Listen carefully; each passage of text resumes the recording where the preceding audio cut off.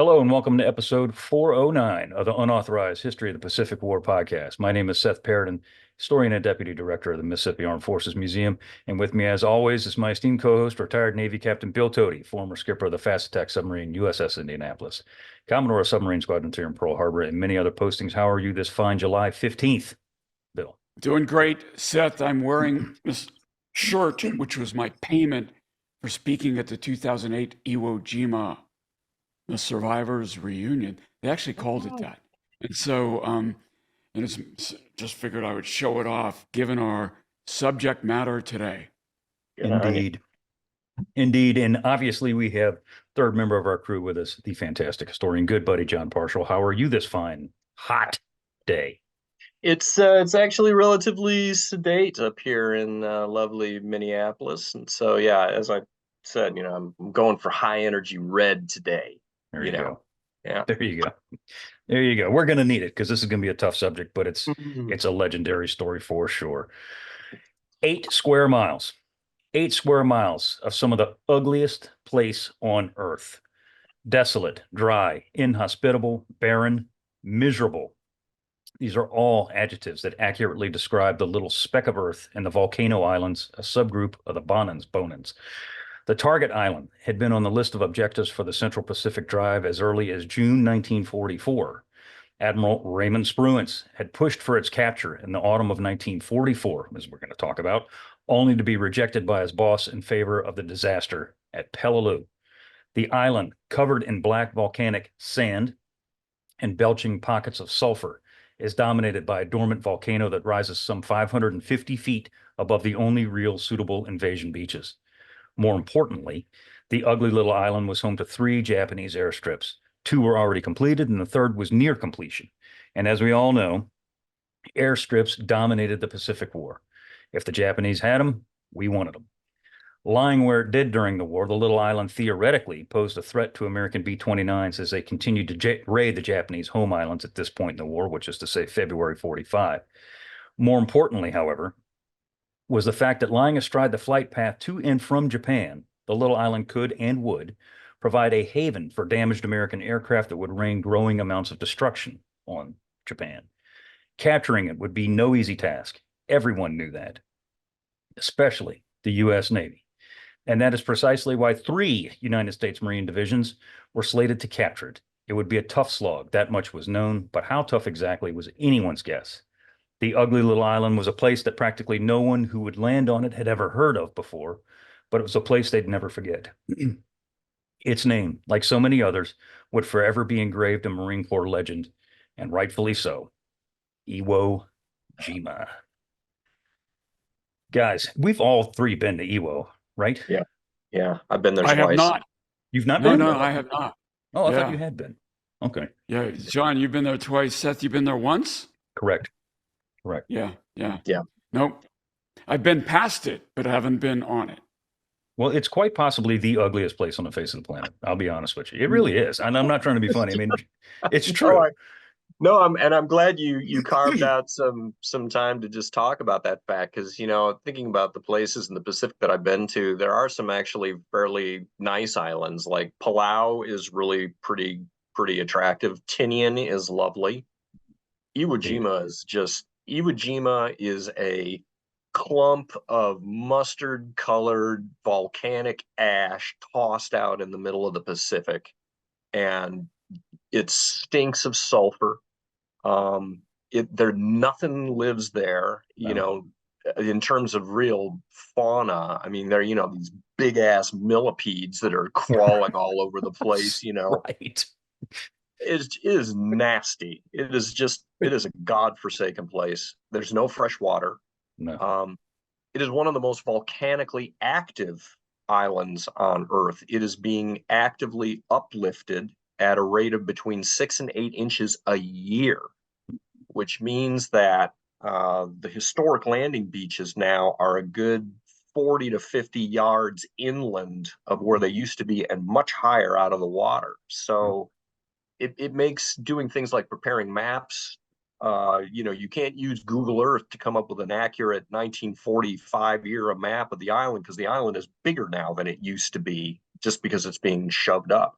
And there was an active volcano, a new little volcanolet just started erupting earlier this year off the actual historical landing beaches. So yeah, it's not a garden spot. Not at all. John, there were Yeah, people farming though, Japanese people farming on that island before There the were, war, right? So, and yeah, then they had to bring water down from Chichijima because there's no natural spring yes, water on the island. Is that right? that is all of that is correct. Nobody lives there now. It's a defense Mhm. installation.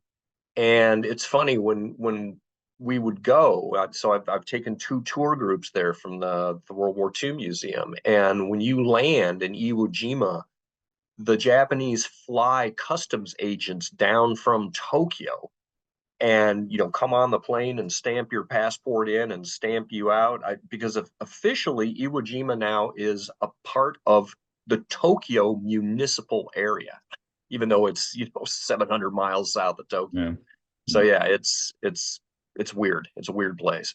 yeah. So looking at a map, and I know, Bill, you got it pulled up, so I'm going to hand it over to you in just a second.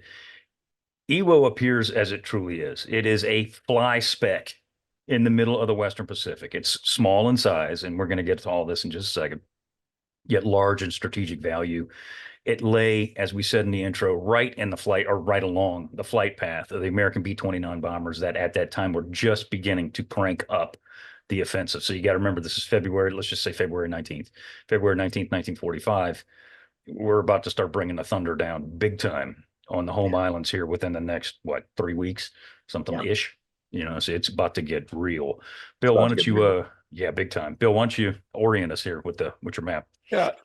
So I got the cursor over Iwo Jima right here, and we're going to be talking a little bit about Chichijima, which is right just to the north of Iwo Jima. But again, you've got Tinian, Saipan down here. Look at that straight line Yeah, to Tokyo. So you could understand why there's a certain category of American allied military that think it'd be really cool to take this place for wounded B-29s coming back from bombing raids, play an emergency landing facility, or if they run out of fuel, which happened, because sometimes places were clouded over and bombing raids took longer than expected. Now, this is happening in February of 45. A month later, in March 45, is going to have Okinawa. We're not going to talk about Okinawa today, but look at where Okinawa is. Way to the west. It's almost an equilateral triangle. Tokyo, Iwo, Okinawa. And so as this battle's going over here in Iwo, Spruance is the commander. His head's got to be in Okinawa, which is happening a month later. He's got to be thinking about that while engaged here. So that's really important to keep that in mind as we go forward. Now, just a quick review of the map. Suribachi, which has been spoken of already, is down here. There was this little landing strip here, and we'll bring up the landing beaches later. As John said, these are about 40 feet inland, 10 meters inland now, because of extra land that has been added, kind of like the big island of Hawaii. There's extra territory. The island is growing. So we'll show that in more detail later, Seth. yeah.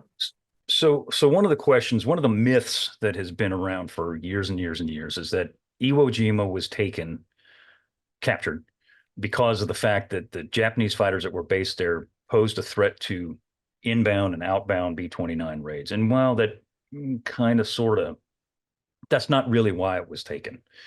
And this is something I want to get into before we get into the actual battle, is why was Iwo Jima taken? Because there's a lot of, people say it wasn't necessary. Yeah, it was. It totally was.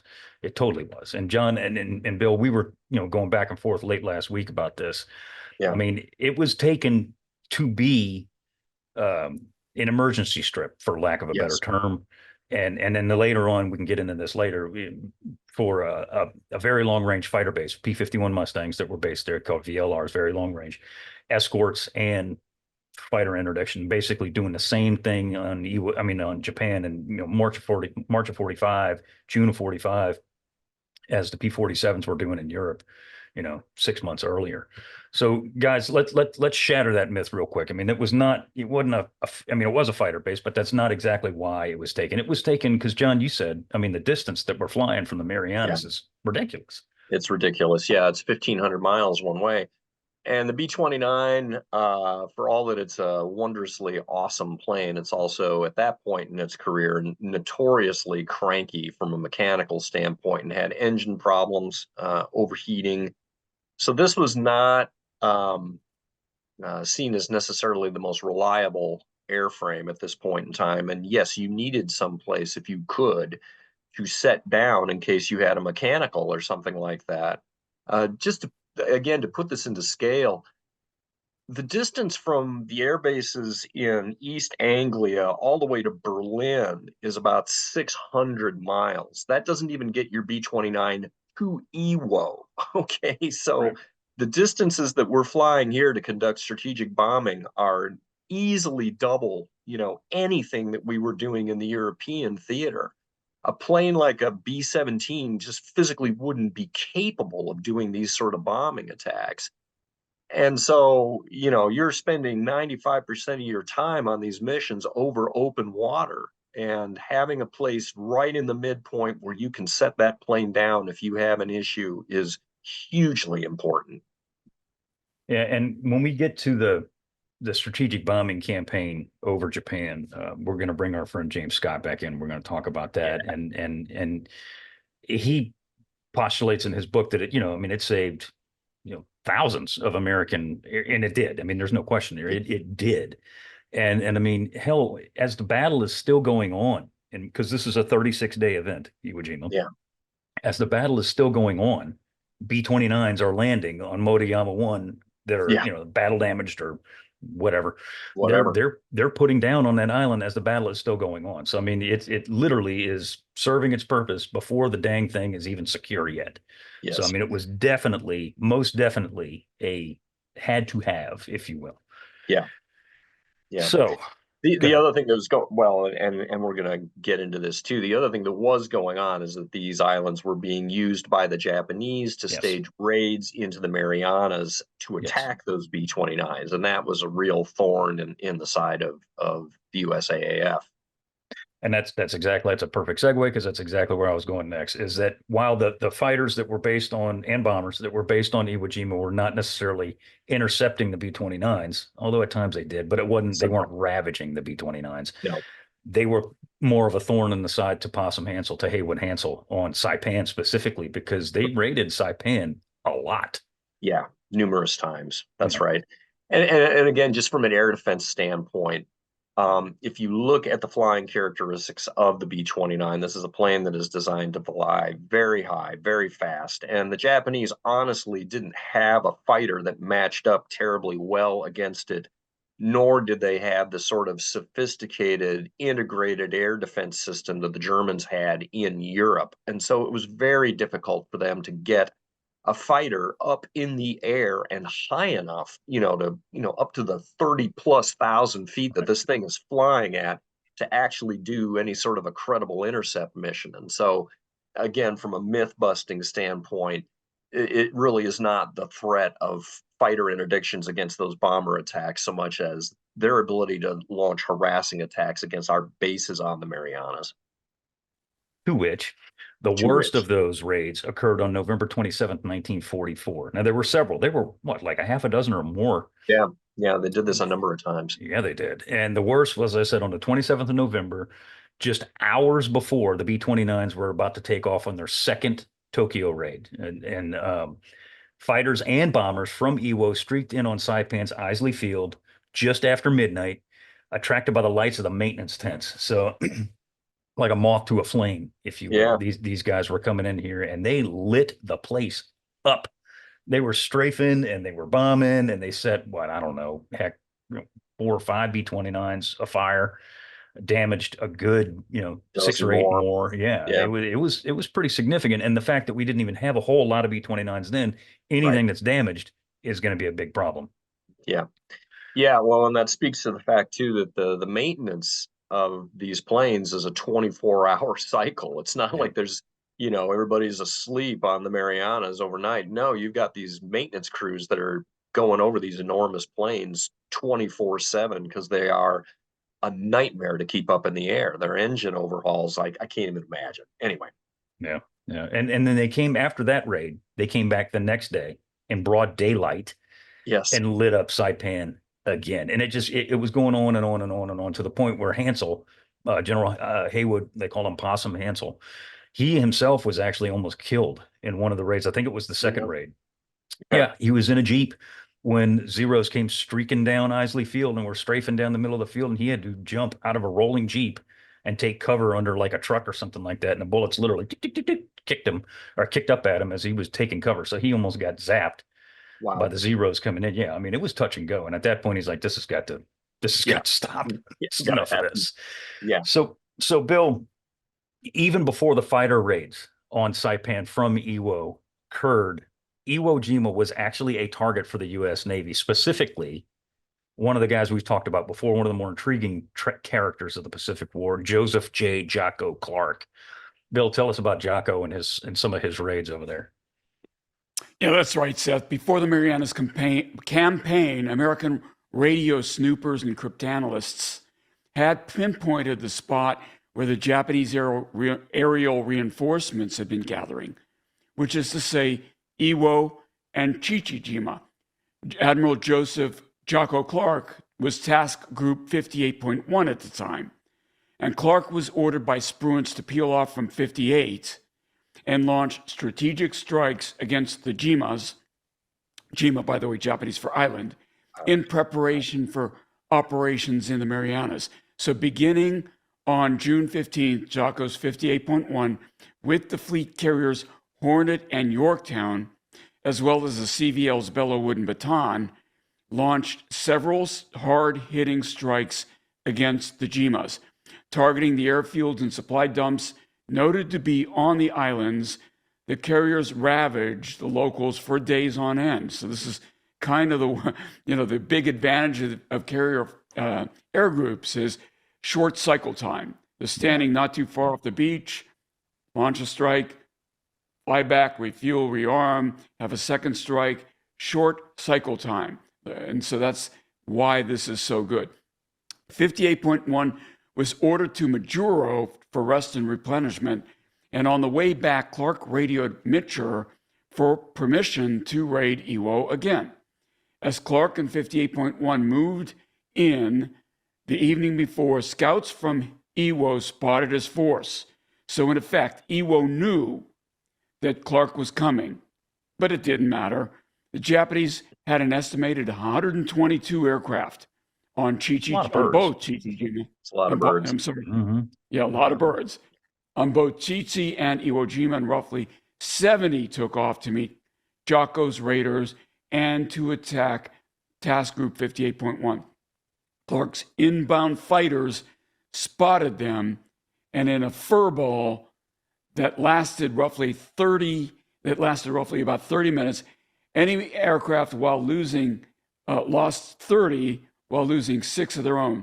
The Japanese responded and launched 2 more attacks on 58.1, keeping Clark's combat air patrol busy all day long. 58.1 claimed 66 enemy aircraft shot down. Now, is this the place where George Herbert Walker Bush gets shot down? Flying against Chichi-Jima? Yeah, not this particular raid, but yes. Yeah, he was part, because I forget, Jocko Clark actually called them the Jocko Jimas. He said that he took personal ownership of those islands because he was constantly out there, and he was. I mean, if you look at his record, he was out there a lot for. I want to say he launched like 18 to 20 raids on these 2 islands. Bush was on several of them, and he got shot down in what, August of 44, I think it was. Yeah, but yeah. So it's not. Yeah. Yeah, so it's noteworthy because last week we spoke about future President Gerald Ford fighting fires, right? And now this week we talk about the raids on Chichi-Jima, where future President George Herbert Walker Bush gets shot down in his venture. And if you go back to my video, our episode where I take us to the Pearl Harbor Aviation Museum. I show an Avenger as an Avenger, right? And I show how difficult it was for the guys in the back of that airplane to bail out, which is why Bush was the only one of the three that survived that shoot down. Yeah, Picked up by a submarine. I have to make that point. that's correct. Finback, I Finback, believe I it was. think. Yeah, Finback. Yeah. Mhm. Yeah. Right. Yeah, Yeah, both so- of those islands had fairly formidable anti-aircraft defenses on them. I mean, you didn't, strafe at your own risk, it's that kind of a deal. But they didn't have a lot of ground troops there, and that's, the material point that I'm sure that we're coming up to is that at this point in the war, in the fall of 1944, Iwo Jima was actually fairly ripe for the taking had we decided to do that. Unfortunately, we did not. Yeah, and exactly to your point, one of the things that Jocko's people were doing, aside from shooting up Japanese airplanes, is taking literally thousands of aerial images of both of those places, Iwo and Chi-Chi. And Spruance is no fool. He's looking at these images, and this is one of the things that he says is like, we need to take this place like now, like right now. There's like hardly anybody there. Yeah. I got the numbers down later on in the notes here, but here it is right here, 4,000. There were an estimated 4,000 Japanese on Iwo Jima at that time. Yeah. And this is August, September. Yeah, which is not a walk in the park. But then again, that is a garrison size that is only a third of the size of the garrison that was on Peleliu at this point in time. And so, you probably could have taken this place with a single Marine division. 2 divisions of any sort, I think, would be a walkover. You'd get her done relatively quickly, but unfortunately, that did not end up being the case.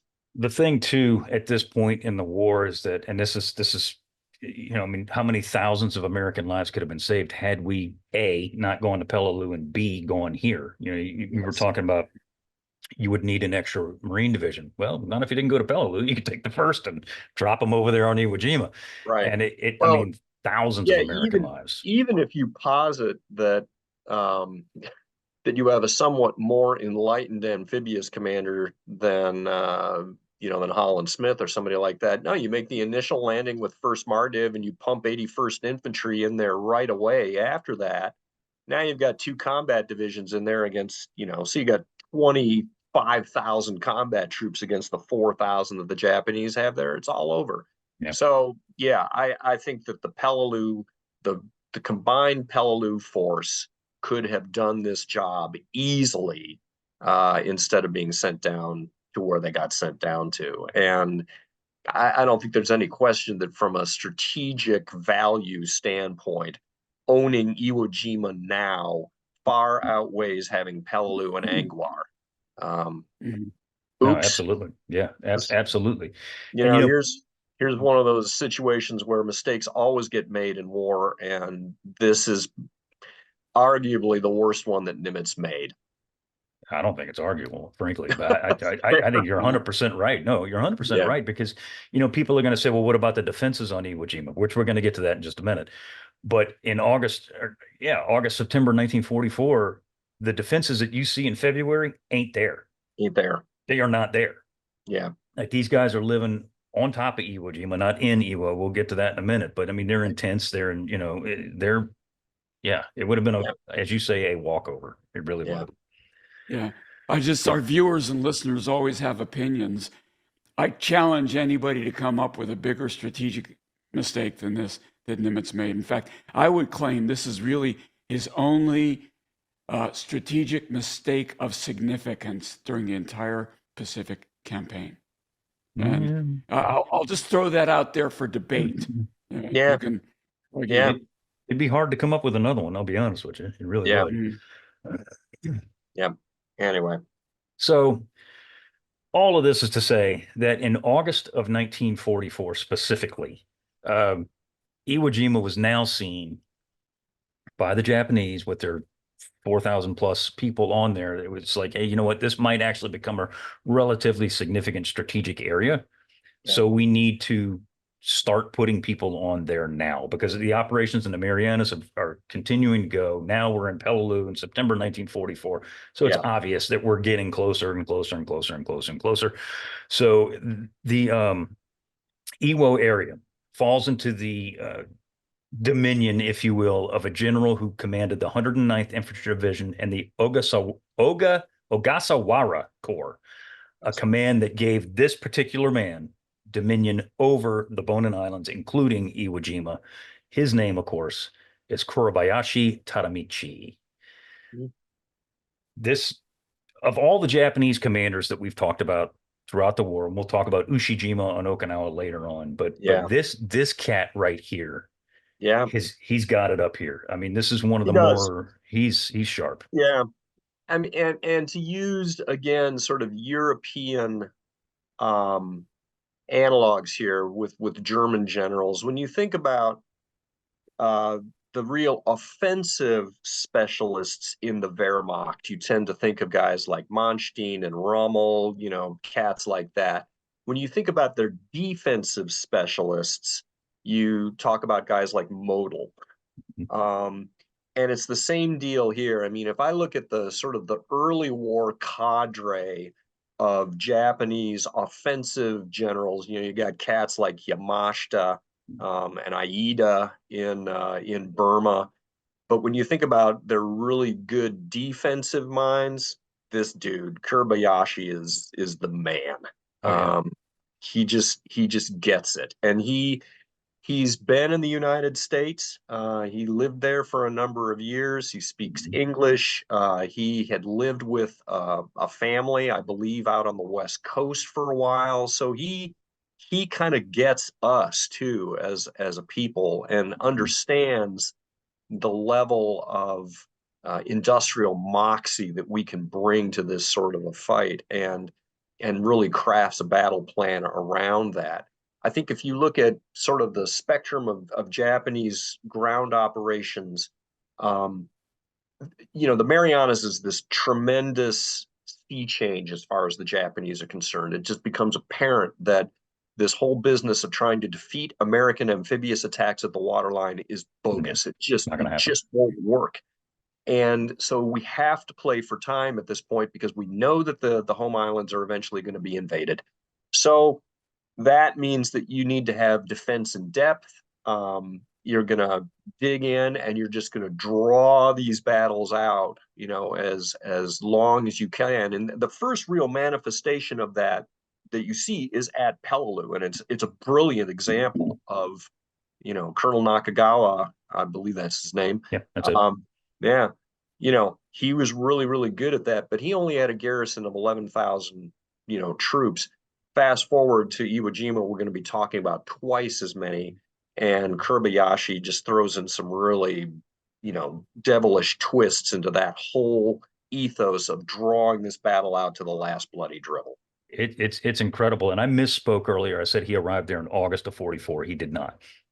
He arrived there, ironically enough, on the day of the turkey shoot, June 19th, 1944. Bill, when he gets on Iwo on the 19th of June, he's also, another thing about Kuribayashi, he's very hands-on. He's like, he doesn't want to hear he wants to hear what his advisors have to say, but he wants to see it for his own. Bill, what does he do when he gets on Iwo that very first day? Well, before we go there, Seth, I want to stomp my foot on a point you made earlier. This guy was a Harvard grad, right? Harvard stomp on a foot.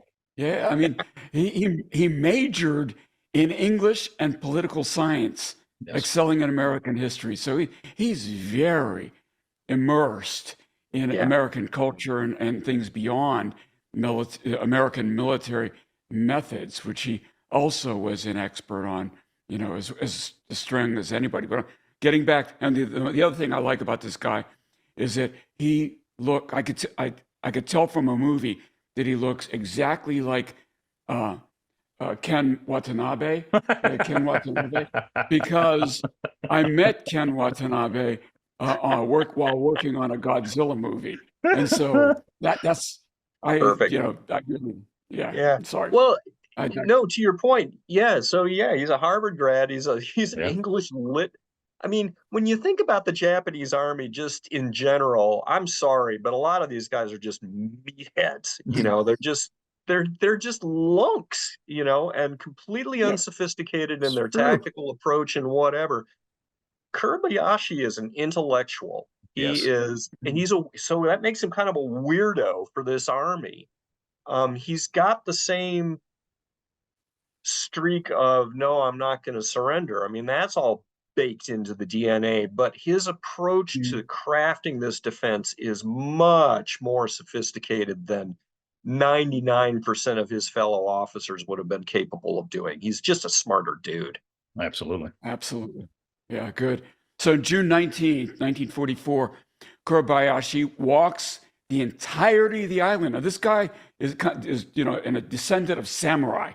And I really believed that he thought of himself as a samurai. And that means we're going to do, he's going to die for the emperor. I don't think he had any doubt about that this was going to be his last battle.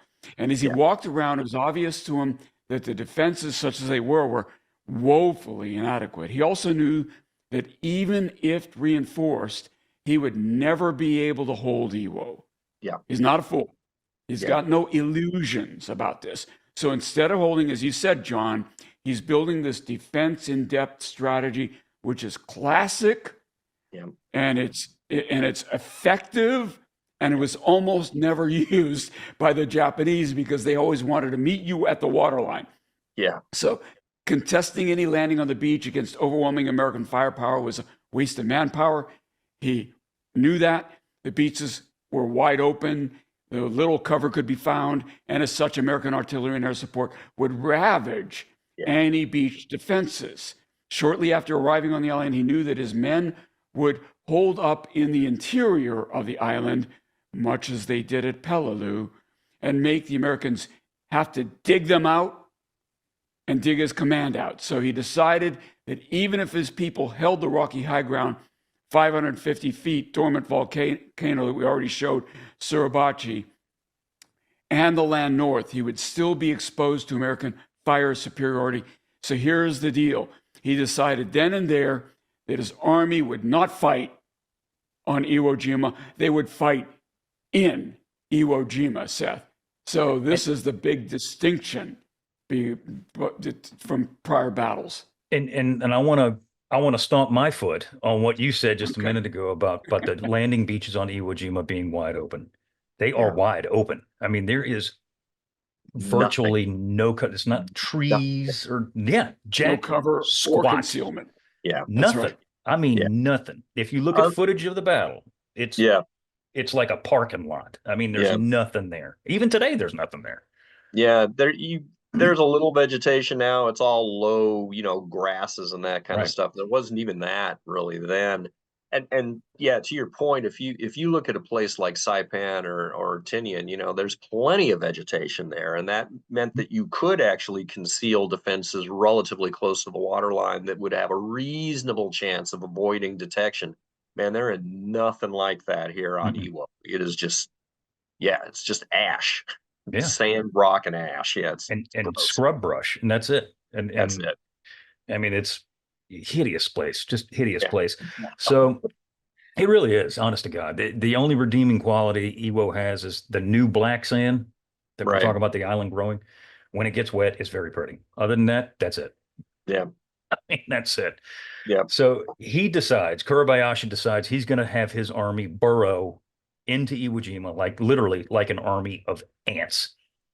They're going to be fighting through subterranean bunkers that are interconnected with miles, and we'll get into how many miles of trenches. Yeah, literally miles in this labyrinth that he's going to have constructed. And I say have constructed because I'm going to get to that in a second too.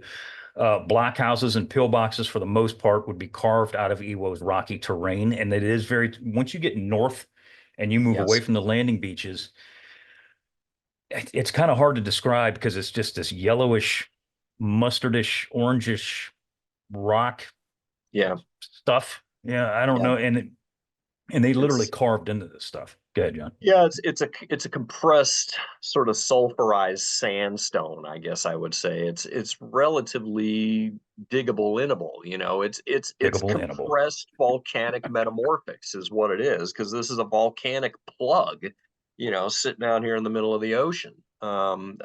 Yeah, at some point in time, there's not going to be an Iwo Jima anymore because there will be a catastrophic, you know, eruption and the whole place will go away, a la Krakatoa. That's the kind of place it is.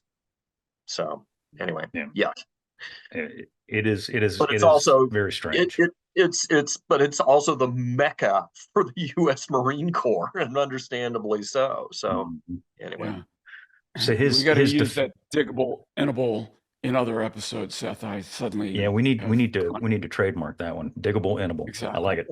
I like it. So, but we'll see how diggable, innable the beach is actually here in a minute. So Mm, Kuribayashi's plan is actually, it's relatively simple. Suribachi with its dominating view of the island, and it is literally, when you get to the top, you can see from one end to the other. yeah, It would be his fortress, theoretically. He ordered that the mountain, like the rest of the defenses, be honeycombed with caves for long-term self-supporting defense. yeah, He was also keenly aware, and again, if you look at the map, and Bill, if you want to pull that map up, you can see the okay. narrowest part of the island is literally right in front of Suribachi. He was not stupid. Kuribayashi knew that the Americans are going to land somewhere on this coast right here, where Bill's highlighting right now. And once they do, they're going to cut this volcano off. oh, And that's exactly what happened. So he gives, I forgot, I cannot believe I didn't put this in the notes, but I cannot remember the colonel's name. He gives him permission, basically, when you get cut off, not if, but when, you just operate on your own, do your own right. thing, and hold out as long as you can.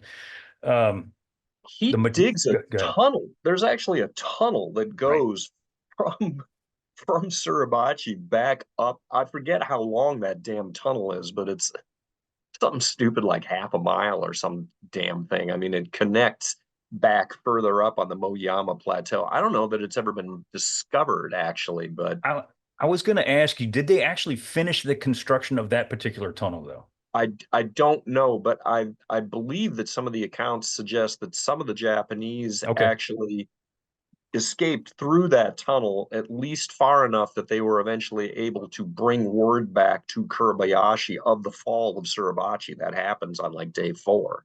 I got you. So anyway, I got you. No, that makes sense. yeah, Makes sense. So the majority of his men, of Kuribayashi's men, are going to be deployed to the north of the island in a series of defensive lines, and that's exactly what they are. They're yep, stair-step defensive lines from coast to coast.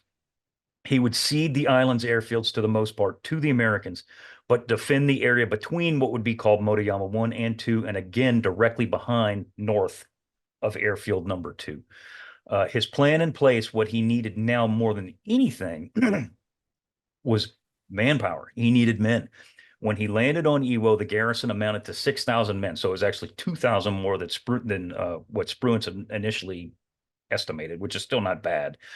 Knowing that he had to construct his ant hill, literally, like defensive network, he needed the dudes to do it.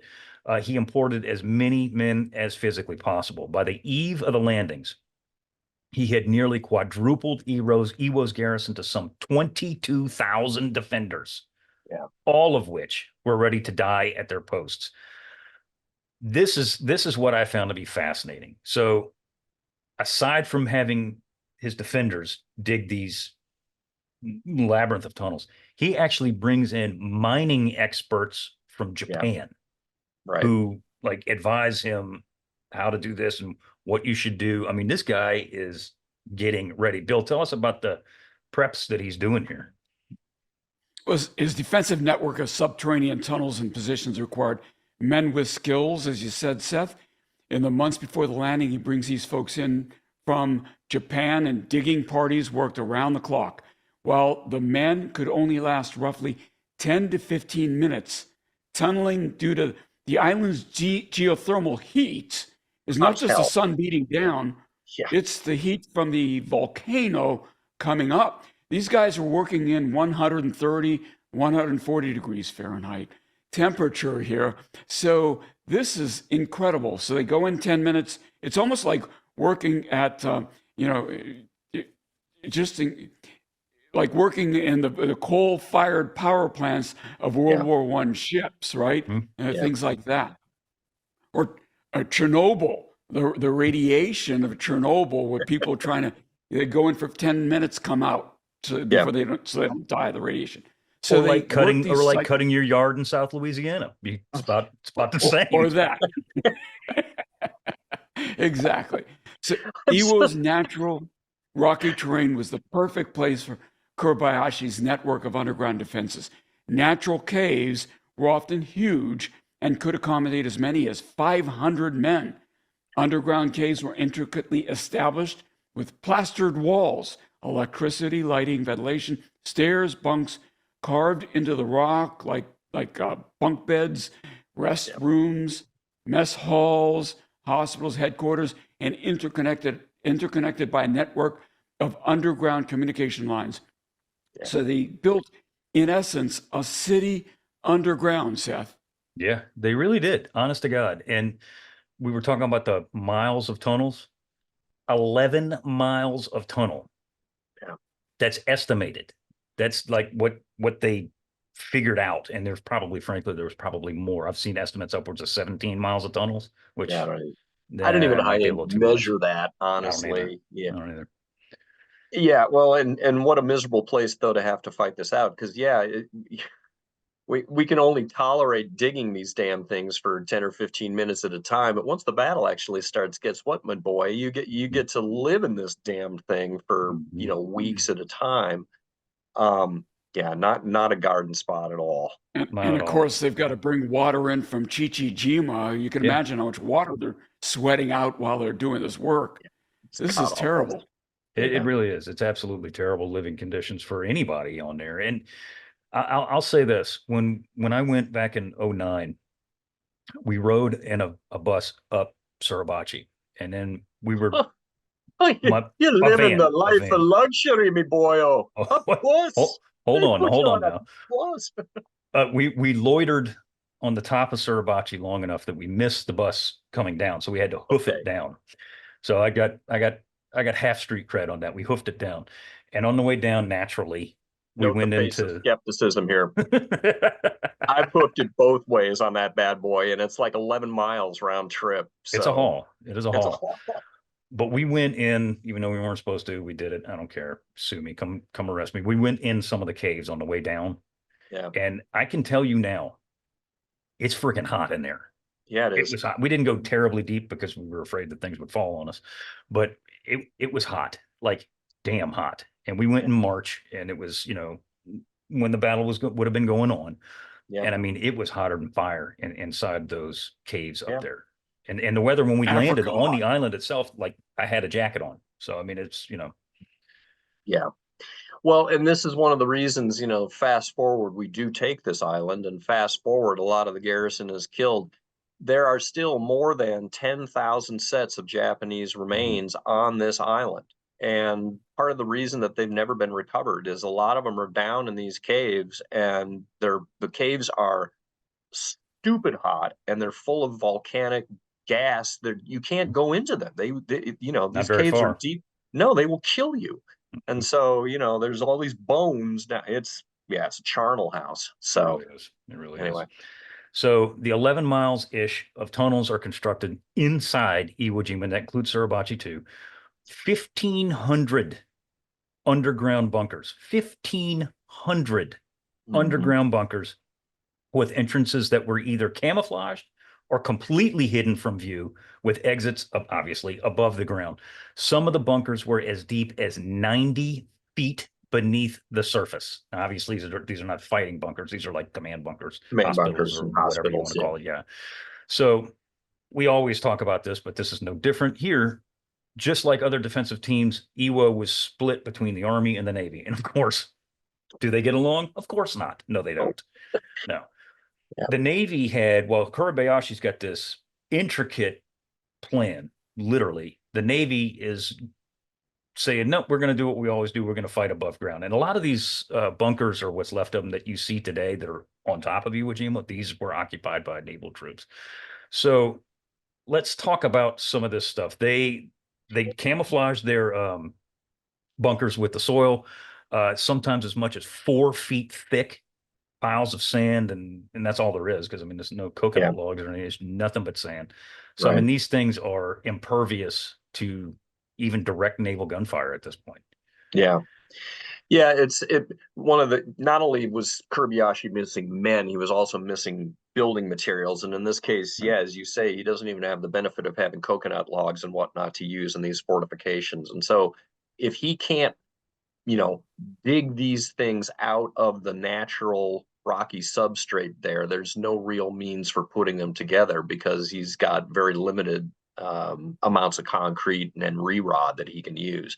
I'm trying to think. There is a bunker down by one of the landing beaches that you walk past, and that is a reinforced concrete bunker. It does have some re-rod in it.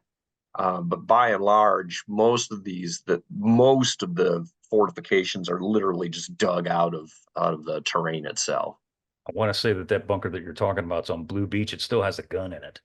Yes. What's left of the gun, and huge hole in the back of it. Yeah. Huge Doink. hole. Yep. Yeah, I was actually doing a little real-time history here and just trying to pull up one of the maps that I did for one of these tour groups. And yeah, the core of the Japanese defense is this 109th Infantry Division. But there's also a group of naval troops, several thousand naval troops are here. Then they also have the 2nd Independent Brigade and the 145th Infantry Battalion as well. So it is, you can think of it as a reinforced division, if you will. That's the total number of troops that they've got on here, about 22,000. It's a lot of dudes. It's a lot of dudes. So by January, Bill, Kuribayashi knew that, as we say, the defecation was about to hit the ventilation here pretty soon, wasn't it? Yeah, he did. And living conditions are bad, already turning worse. Water lack thereof was a consistent problem. We talked about how hot it is and how much water they needed, but sickness, specifically diarrhea, became a major problem.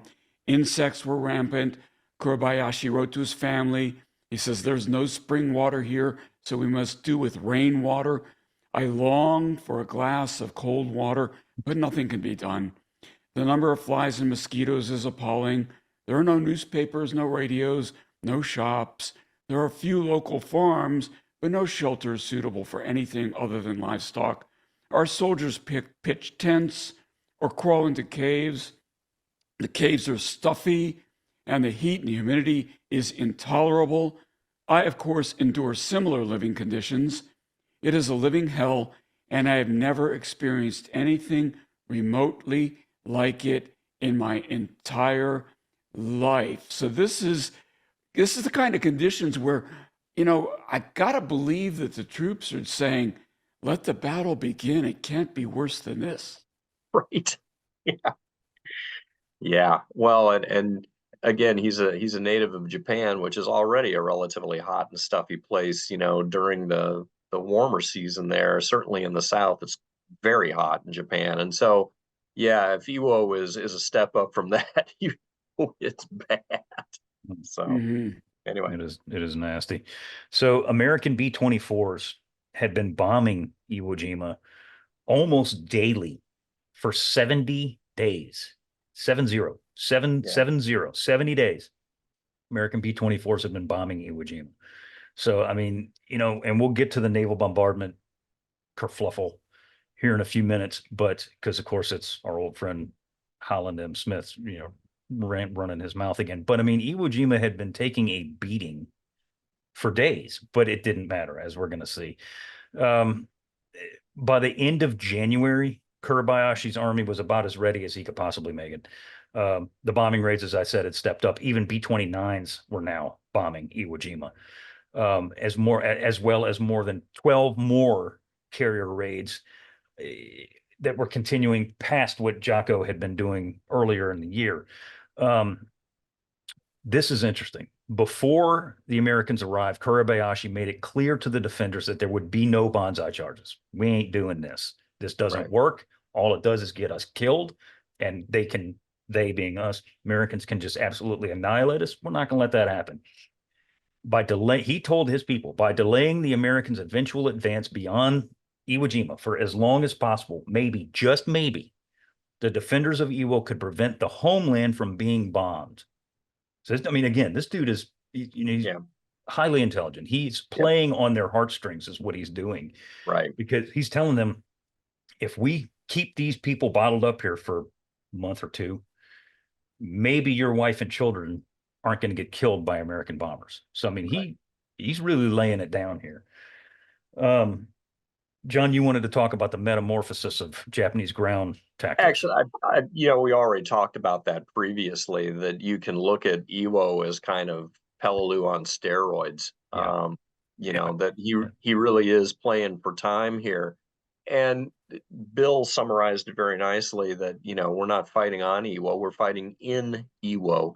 There's a quote from later in the battle. An American aviator was flying over the island in the middle of the battle, so a couple of weeks into this thing, and just noted that on the half of the island that the Americans owned, there was movement everywhere. There's trucks moving around, there's guns firing, there's yada, yada, yada. And then on the part of the island that the Japanese are in, nothing. All you can see is smoke. There's no evidence of human movement anywhere on the island, because it really was a subterranean fight as far as the Japanese were concerned. They're all underground. It's almost like fighting ghosts. Yeah. So days before the landings, Kuribayashi issued his 6, quote, courageous battle vows, unquote. Number 1, we shall defend this island with all of our strength to the end. And they do. Number 2, we shall fling ourselves against the enemy tanks, clutching explosives to destroy them. And they do. Number 3, we shall slaughter the enemy, dashing in among to kill them. And they do. Number 4, every one of our shots shall be on target and kill the enemy. Number 5, not true, right? No, number 5, we shall not die until we have killed 10 of the enemy. Also not true, but frankly, not that far off. 6, we shall continue to harass the enemy with guerrilla tactics, even if only one of us remains alive. Also true, by the way. So as far as Kuribayashi is concerned, he has got his people as ready as humanly possible. He's dug this labyrinth of tunnels and, anthill-like defense all through this island. He's ready to go. Bill, tell us about the American forces that are coming through. Well, first I want to talk about intel, Seth, because the American intel was massive. Stacks upon stacks of images taken during the daily air raids, compiled an almost rock by rock look at Iwo Jima and all of its defenses that could be seen. Analysts were puzzled when they looked at the photographs that were taken over several weeks, with Japanese defensive emplacements and positions that were visible weeks and months before had disappeared. There we go. For that matter, very few images existed that showed any Japanese on the island at all. Where did they go? Fighting ghosts. Despite the Japanese disappearing act, the Marines were confident that the invasion would be a success. Amassed in the invasion forces were 2 reinforced Marine divisions and one somewhat understrength division, more Marine divisions deployed to any one campaign than any other campaign thus far. Among the units were 2 battle-hardened divisions, the 3rd and 4th Marine divisions, and 1 brand new division, the 5th Marine Division. The 3rd had seen action on Bougainville and Guam just a few months previous, and the 4th had seen action throughout the war, beginning at Roy Namur and continuing through Saipan and Tinian. So this is the 5th Amphibious Corps, which was commanded by General Harry Schmidt, happily not Holland Smith, former 4th Marine Division CG during the Marshalls, and he was Holland Smith's replacement on Saipan. Schmidt was tough, intelligent, and well respected by all who knew him. Schmidt's Marines were, as stated, veterans. The assault units would be the veteran 4th Marine Division and the new 5th Marine Division, with the 3rd Division being held back initially, Seth. Yeah. 3rd's going to be floating reserve, as we all know. They're coming ashore. The 5th Division is one of these interesting units, and I like that you put in the notes. It's comparable to the First Marine Division in the beginning of the war, because it is, and I didn't really think about that until you put that, but it's true, because even though it's a new division, and it is stacked with 17, 18, 19, 20-year-old young men, the cadre in this unit is incredible. And I mean, there are guys here that are either company commanders, platoon sergeants, you name it, whatever, fire team leaders that are hardened combat veterans, guys that were at Guadalcanal, guys that were at Tarawa, former Marine Raiders, all combat veterans. So, I mean, it's stacked to the hilt with talent. I would argue that at this stage in the war, after the bloodletting that the First Marine Division had suffered in Peleliu, and we all know about that. First Mardiv is wrecked at this point. Fifth might be the strongest division in the entire Marine Corps because of the cadre and the people that are in it. Yeah. And it's an interesting connection that you made there, John. Though. Yeah. I mean, again, just as if you look on the eve of the Guadalcanal campaign, where First Marine Division had all these old service China Marines and Banana War dudes, a lot of those guys weren't going to last through the campaign, but they were really good tacticians and really understood their weapons. Rich Frank has a wonderful description of, the old breed. And then you got these really talented, bright-eyed, super physically fit youngsters that these oldsters are going to pour their brains into. And that's really what makes 1st Marine Division the outfit that it is. You got the same phenomenon going on here with the 5th. Just an uber talented cadre, a lot of really good youngsters, and the combination of those is gonna make a really capable division. And third and fourth are obviously very good divisions too. We've just got this stuff down by this time in the war. I mean, these are all really good divisions. So, when they were staffing the 5th, is this when Jon Parshall, famous from Guadalcanal Medal of Honor recipient, said, "I got to go"? Yep. I got to go back to combat. Is that where he ended up? This is where he ends up. Yeah. He's one of and granted, he's probably the most famous cadre in the entire division, because I mean, everybody knew who Jon Parshall was even then. But yeah, this is exactly, he's a perfect example of these kind of guys that are staffing 5th Marine Division. Like I knew a bunch of guys that were in there with him. My friend Jim Goodrich, he was on Guadalcanal as a BAR gunner with the 2nd Division, and then he landed on Tarawa, again, as a machine gunner with 2nd Division on Tarawa. He goes home and he gets stuck here as his next unit is the 5th Marine Division. He's a machine gun squad leader. But I mean, and that's just a small example. Parshall was also a machine gun squad leader. So, I mean, you got this highly, highly proficient cadre that are going to lead this division of, by and large, untested, privates and PFCs. And I mean, it's just the leadership factory within the 5th Division is incredible, honestly, honest to God. So, 4th Division, we talked about them in the past and several times before. They're under the command of Clifton Cates, who is no fool either. General Clifton Cates. The 4th had been restocked after Saipan and Tinian. They're bursting with over 24,000 officers and men. By the way, the 5th they're a little bit smaller, but not much. I think they're like 23,000 and some change guys. So they're reinforced infantry divisions. The 4th is slated to land abreast of the 5th on the eastern side of Iwo Jima. The 4th Division would be on the right, as it were, and the 5th would be on the left, closest to Suribachi. General Graves Erskine's 3rd Marine, who, by the way, is from Louisiana. General Graves Erskine's 3rd Marine Division would act, as I said, as floating reserve and would deploy only if the situation called for them, which, as we all know, it certainly does. Bill, you got the map. You want to show us what we're talking about here? Yeah, Seth. So here's blue. I think the 5th lands here, right? And so no, the 5th lands closer to Suribachi down. Yeah. Down there. Okay. That's right there. Okay, yep. So that's where we have it. And so, this is green beach here. You got the 2 red beaches, the 2 yellow beaches, and the 2 blue beaches. Seth, you were earlier talking about that pillbox, reinforced concrete pillbox that was off of Blue Beach over here. And up here we got brown. Center, but more the center. Okay. Yeah, so you got orange, white, brown, and purple on the western side. So just And keep those that in were mind. alternate landing beaches that we had in our back pocket if we needed to use them, but we didn't want to because the wave action was better on the beaches that we do end up going into, among other things. And so yeah, there were a number of reasons for that. The other thing I was just going to point out in terms of, both two of these divisions have been heavily reinforced.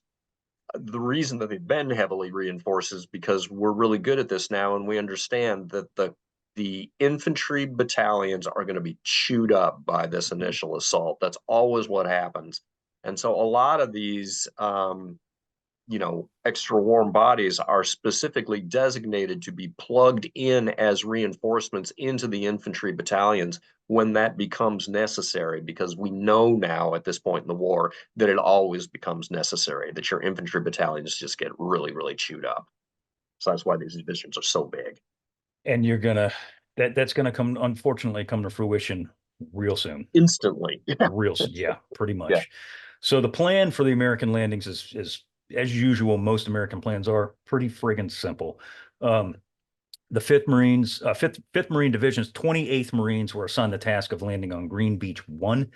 These guys are going to drive across the narrow neck of the southeastern sector of the island and cut off Mount Suribachi. This is exactly what Kuribayashi knew was going to happen. That would then fall to the 28th to capture Suribachi once the sector was cut off, and we'll talk about them in depth in just a few. To their right would be the 27th Marines, who would cut across the island, then wheel right, move towards the 01 line. 4th Marine Division's 23rd Marines would land on Yellow Beaches and seize Motoyama 1, then turn northeast and seize portions of Motoyama 2. Now, this is all in theory. This is in theory. 25th Marines would land on Blue Beaches and head to the 01 line. Prior to the landing, here we go. This is fun. Prior to the landing, the Marines were to receive 3 days of preparatory naval bombardment. Originally, General Schmidt had asked for 10 days, as we all know, but was denied such artillery. Rear Admiral William H. Blandy would be in charge of the bombardment force known as Task Force 52. It was Blandy that told Schmidt that 10 days was too much and his bombardment ships would not have enough time to replenish their stocks of ammunition if they were to fire that much for that long. Not surprisingly, the Marines were irritated, highly irritated, to be perfectly clear. And the one with the biggest mouth was our old friend, Holland M. Smith. Now, he, as you said when we did Saipan, he got kicked upstairs, John. Yeah. But unfortunately, he got kicked upstairs where he's actually still in charge of the Expeditionary Force here. And he's running his mouth yet again. So it goes. At least he's not going to be, riding herd over Army troops. No. But yeah, he does still have an influence on these operations. Yeah.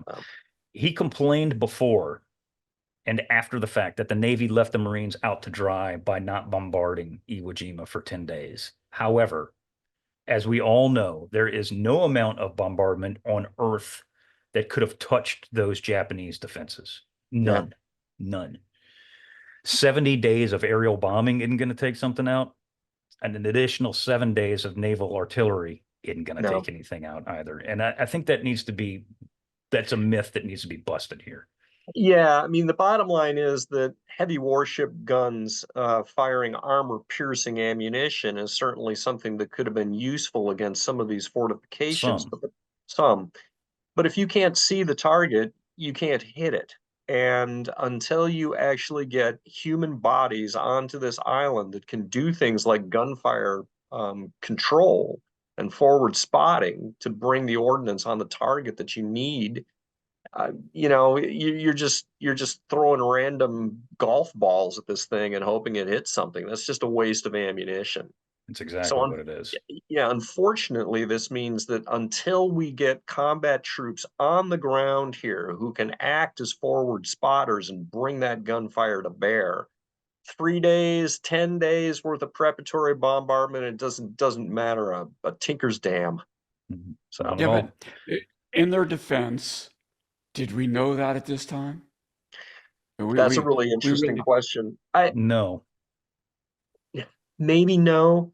And I will grant, too, that a target like Suribachi, which is more vertical in nature, and in many cases, the gun enclosures there have things like steel doors, so you can actually see these damn things in some cases, though they too were very well camouflaged. Maybe you had the ability to get a little more ordnance on Suribachi than you ended up, but I just don't see this as materially significant to the outcome of the battle. I mean, it's not like if they had gotten 10 days worth of battleship gunnery on this thing that suddenly it was going to be transformational and it was going to be a cakewalk. There's nothing that is going to make this fight a cakewalk. It's going to come down. Yeah, it's an infantry action. That's really what it is. 100%. 2020 hindsight, we know with certainty that the extra bombardment would not have helped much. Sure. The second thing we know is that they didn't know that Hull and Smith agreed to truncating the bombardment to 3 days. And then after the war was over, he wrote this memoir where he makes it sound like he didn't agree to it and that his Marines were victim to naval, intransigence or something like that, which is nonsense. Good word. And so, yeah, good word. I've dedicated myself to using bigger words after we did our flying over the hump episode. So there you go. But that's 100%. You're 100% true, and or 100% right. Is that Smith was in the meetings with Spruance and Blandy and Schmidt and all this jazz. And he knew, he even said it. I mean, there's documentation where he even said, he's like, yeah, I know we can't, your guys, Blandy, can't sit there for 10 days and shell the island. And then, by the way, support us when we land. There's not enough ammunition. There is, but they got to reload. And that doesn't happen, in 10 minutes. It takes some time. Right. So he knew. You got to haul your ships out of line, take them, well offshore. And it's a big pain in the butt. I mean, in any sort of a sea state, you try, 16-inch shells, getting it from ship one to ship two, that ain't trivial. Anyway. Yeah, but it's 100% true that he knew, he admitted that. And then, of course, after the war, he's like, it would have saved Marines' lives. No, it wouldn't have, man. No, it wouldn't have. If you wouldn't have landed at Peleliu, it probably would have saved Marines' lives. But regardless of that, everyone knew that the landings and the campaign to capture Iwo Jima was going to be rough, shall we say. In the pre-invasion meetings where the plans were laid out, everyone in the room knew that it would be a bloody operation. They all admitted it. Smith himself said, quote, "This will be the bloodiest fight in Marine Corps history. We'll catch 7 kinds of hell on the beach, and that will just be the beginning," unquote. He was absolutely 100% correct. So the Armada offshore is enormous. It is the biggest armada that the now 5th Fleet, because it's now Task Force 58 again, puts to sea for any amphibious operation thus far. Of course, Okinawa is even bigger than that, but at this point, this is the biggest one. 3 Marine divisions, some 110,000 men, 35,000 Army garrison troops with over 500 ships, plus the entirety of the 5th Fleet. And of course, we're talking about the fast carriers. Still, in the end, the individual Marines, as we all know, are going to be the ultimate weapon. As the Marines filed into their landing craft for the run to the beaches, the naval gunfire absolutely poured ashore. While there was only 3 days of it, they did shoot a lot of rounds. At the height of the naval bombardment, flight of B-24s flew over the island and dropped their payloads on or near the landing beaches, adding to the explosive force. Robert Sherrod, who had been in the Aleutians, Tarawa, and Saipan, witnessed the bombardment and wrote, quote, "more terrifying than any other similar spectacle I had ever seen," unquote. And while the bombardment was relatively short in terms of times that they were shooting, it was incredibly heavy. Rockets fired from LCMs and LCIs poured on the beaches as destroyers moved so close inshore that they were taking machine gun fire from Suribachi. And there is footage of this stuff. These DDs are, you can see the splashes in the damn water. They're firing Ehrlichins at Suribachi. They're that close. So, to what you were saying before, if there's one place that naval gunfire is going to be semi-effective, it was Mount Suribachi, and they just poured it into Suribachi. So, Bill, tell us about, as we're nearing the line of departure now, the LVTs, landing vehicle tracked. Yeah, so Navy Marine aircraft, Corsairs, Hellcats, Avengers, Helldivers roared in and dropped payloads as well. Rocket-carrying fighters made run after run on anything they could see, whether it was moving or not. And there wasn't much moving. Yeah, and they peppered the shore with rocket fire. In the 35 minutes before the first boots hit the black sands, some 8,000 heavy naval shells were fired. As the 68 LVTs waded ashore, towards shore, men inside them smiled. They smiled as the naval gunfire roared overhead. They said, "They're giving them hell." One Marine yelled. Another Marine watched the spectacle and pounded on his buddy's back and yelled, "It'll be like shooting ducks." His buddy, 4th Marine Division veteran, and Seth, your old friend, Mike Mervosh, turned around and said, "Yeah, but these ducks are going to be shooting back." Bet he's got a bunch of other stories to tell as well, Seth. Oh my God, did he? My God, did he? Yeah, Mike was an incredible dude. We were talking about him late last week. He was a veteran of Roy Namor, Saipan, and Tinian. And he would eventually do 35 years in the Marine Corps and retire as Sergeant Major of the Marine Corps. I mean, this dude, and he did a tour in Korea and 2 tours in Vietnam, all as a rifleman. Yeah, I mean, this guy was the real deal. But yeah, these ducks will be shooting back. It's just classic line.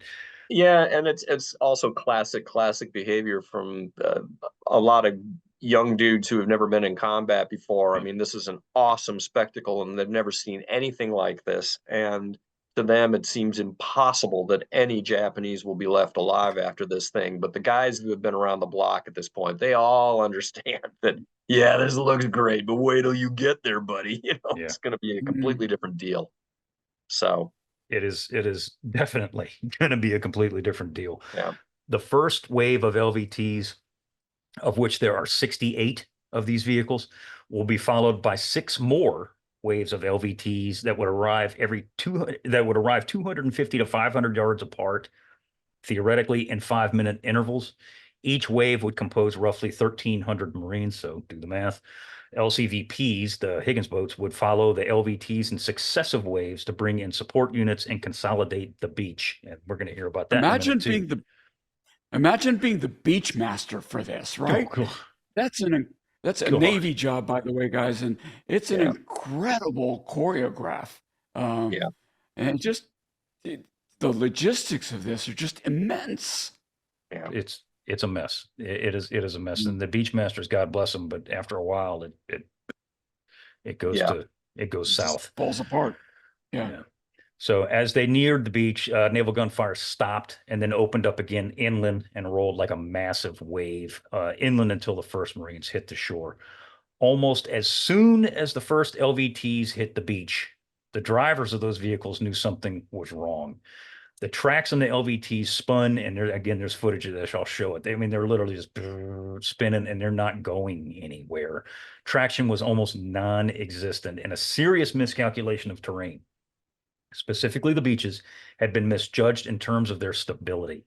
From offshore, the black sand appears, quote, excellent, as pre-landing intel said, but once ashore, the sand proved to be anything but excellent. John, we were talking about diggable, innable, or digging. Ain't happening here. It's not happening. No, this stuff is garbage from a digging standpoint. It's volcanic ash. And the other thing you have to recall about this too, unlike an island like Saipan, where you've got an offshore reef and this relatively shallow lagoon that, you could walk for hundreds and hundreds and hundreds of yards in the lagoon off Saipan. That ain't the case here at Iwo. It's got a very steep drop off. And so the beach likewise has got a relatively steep incline to get up out of the water. And just the physical characteristics of this volcanic ash. There's a quote from a Marine later that talks about trying to dig a foxhole in this stuff is like trying to dig a hole in a bag of flour. It's incredibly. I was a geo major, and now I've forgotten all of my terminology, but there's no traction. It doesn't stick together in any sort of a cohesive sense. I mean, you can go out in your garden, and actually dig a foxhole and get relatively vertical walls. You can't do that here because it just doesn't hold together. It falls into any sort of hole that you dig. And so from a traction standpoint for these LVTs, they got nothing. So whereas the plan had been to, get up onto these beaches and disgorge their troops, they just couldn't do it. Yeah, Seth, I neglected to make this point when we were preparing for today. But of course, we did have frogmen survey We these did. beaches before the landing. And these frogmen, Ernie Pyle called them half fish and half nuts. They were, they did the depth and slope analysis. They did not do the consistency of the beach sand analysis. And we learned from this. And by the way, those frogmen, I think it was 50% casualty rate. It was pretty incredible. But we added that. So these guys in future beach surveys were going to have to crawl up on the beach, usually at night, obviously, and take samples of the sand. So somebody can analyze it, figure out, are these tracks going to work? And this is why they started having to do that. I think part of the issue here too is when you actually walk on the sand of these beaches, what you become aware of is that there's sort of a top layer of this stuff. There's almost a crust that's on the beach that gets hardened and sunbaked and turns kind of black. And yet once your foot goes down into it, the underneath part again is really floury and non-cohesive. I will say, as the only person on this podcast that has actually physically walked from the airfield and back, because some of us got taken up on buses, Indeed. Effete elitists.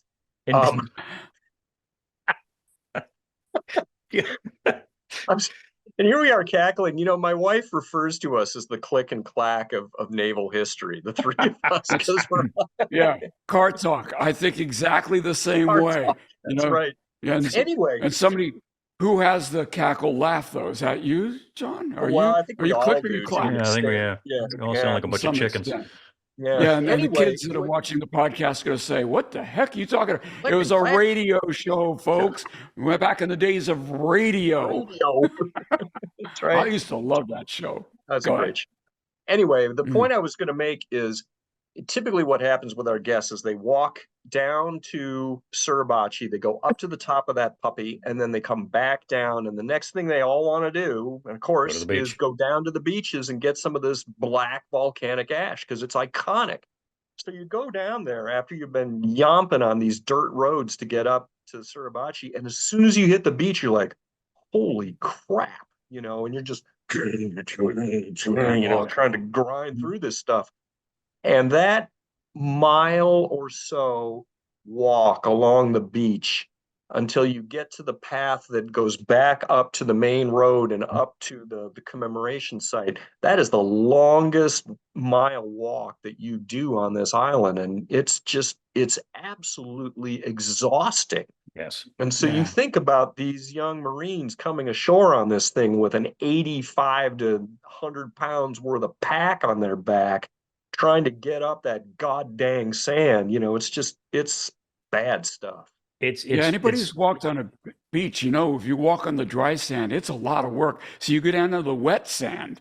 Right. But for these guys to once they get off the wet sand, they need to get up that dry sand. And it's just terrible. And it's an incline too. Yeah.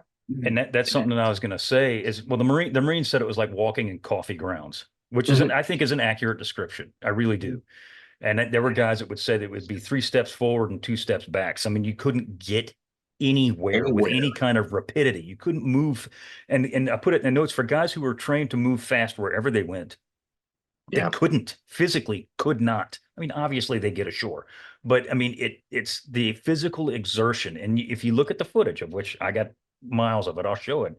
These dudes are smoked, man. I mean, just before they even get ashore, inland rather, I'm sorry, before they get inland, I mean, you can see these guys huffing and puffing. I mean, these are prime condition 19-year-old United States Marines, and these dudes are sucking wind. Yeah. And the thing is you mentioned it briefly in passing, but that it's terraced.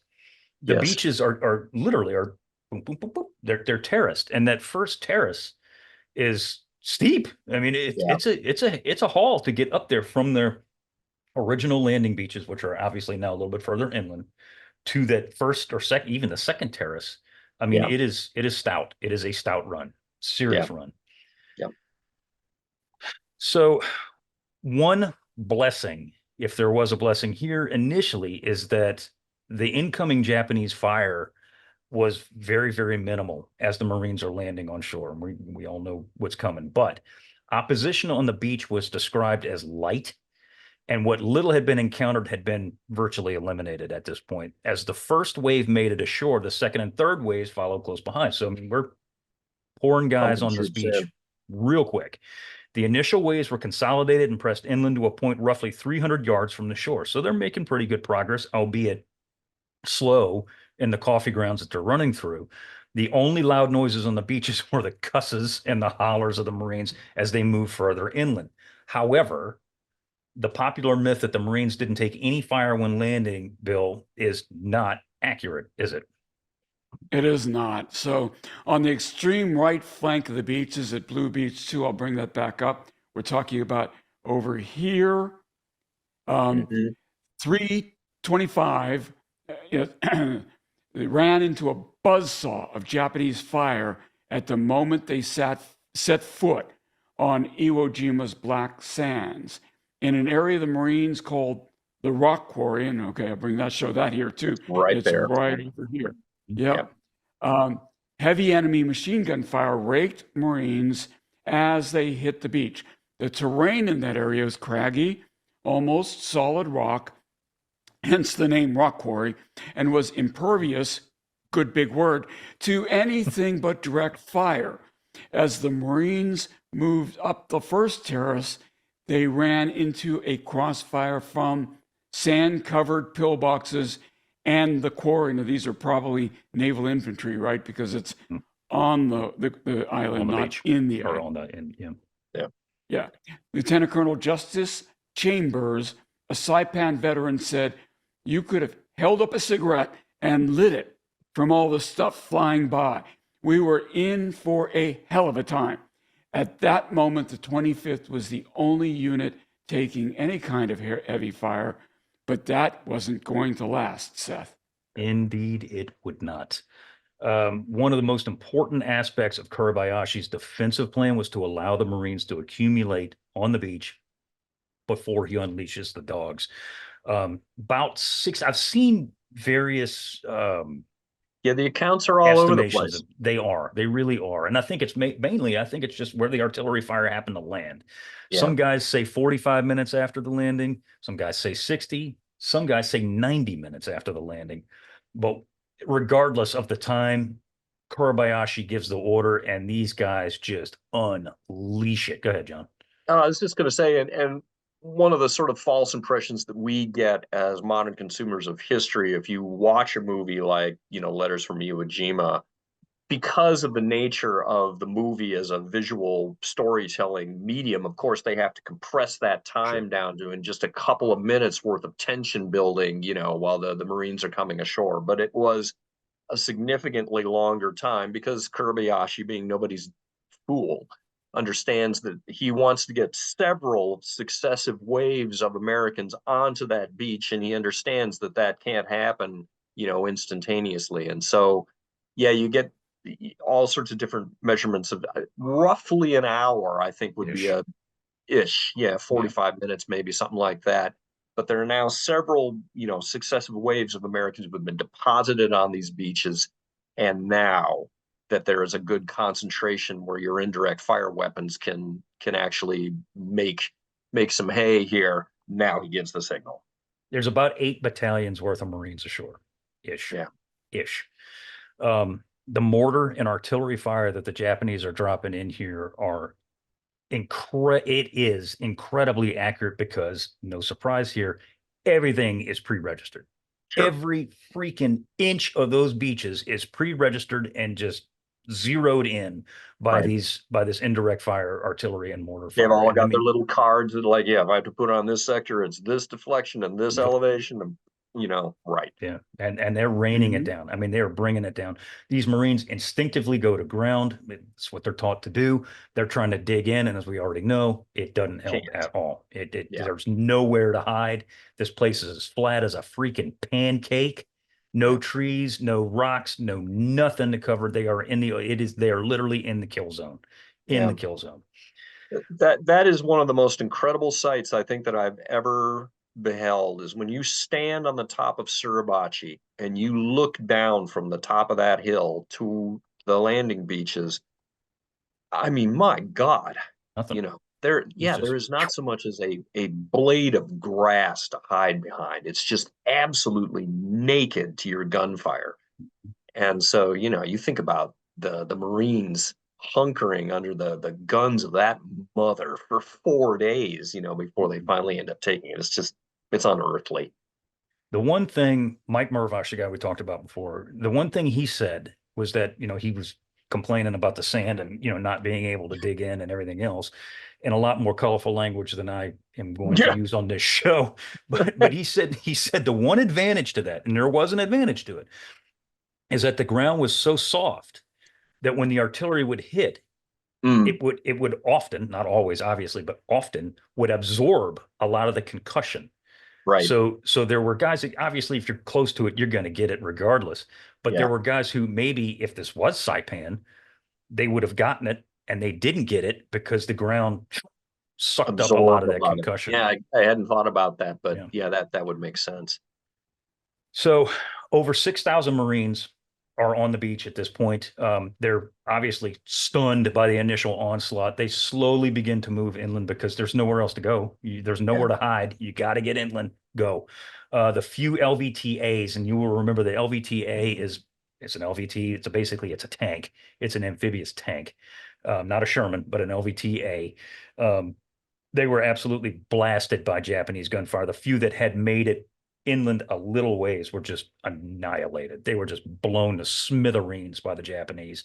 And there's a fair amount of direct fire going Oh on yeah, here too. Yeah, I mean the Japanese had lots of 37 and particularly 47 millimeter anti-tank guns on this island, particularly in Suribachi, because that gives you a really good field of fire. And so a 47 millimeter can really reach down and touch something like an LVTA and just perforate it. So a lot of these things are being blown up. The other thing I wanted to point out is that the majority of Kuribayashi's heavy guns are further north on the island. They're all up on the Motoyama Plateau. So, they have the ability and will continue to have the ability throughout the campaign to rain this fire down on the more exposed portions of the southern part of the island. And yeah, all that stuff is pre-registered. They've got a number of these really big, I think they're 320 millimeter spigot mortars as well. mm-hmm. Yep. That one of the Marine accounts, says it's like this huge flying trash can, That's right. I that's remember that. Yeah. coming over and it's not a very accurate weapon, but you can really hear it. And it kind of wobbles on down and it's got a big warhead. So those things are very unpleasant as well. Yeah, it's a nightmare here. It's a shooting gallery. It's Yeah. exactly what it's a shooting gallery. So the beach itself quickly became a quagmire of destroyed LVTs, LCVPs, Jeeps, and obviously the mangled bodies of these young Marines. Radio reports from the Marines told the story of their early moments, and these are direct quotes from the 23rd Marines, quote, taking heavy casualties and can't move. Mortars killing us. 27th Marines, all units pinned down by artillery and mortars, casualties heavy, need tank support fast.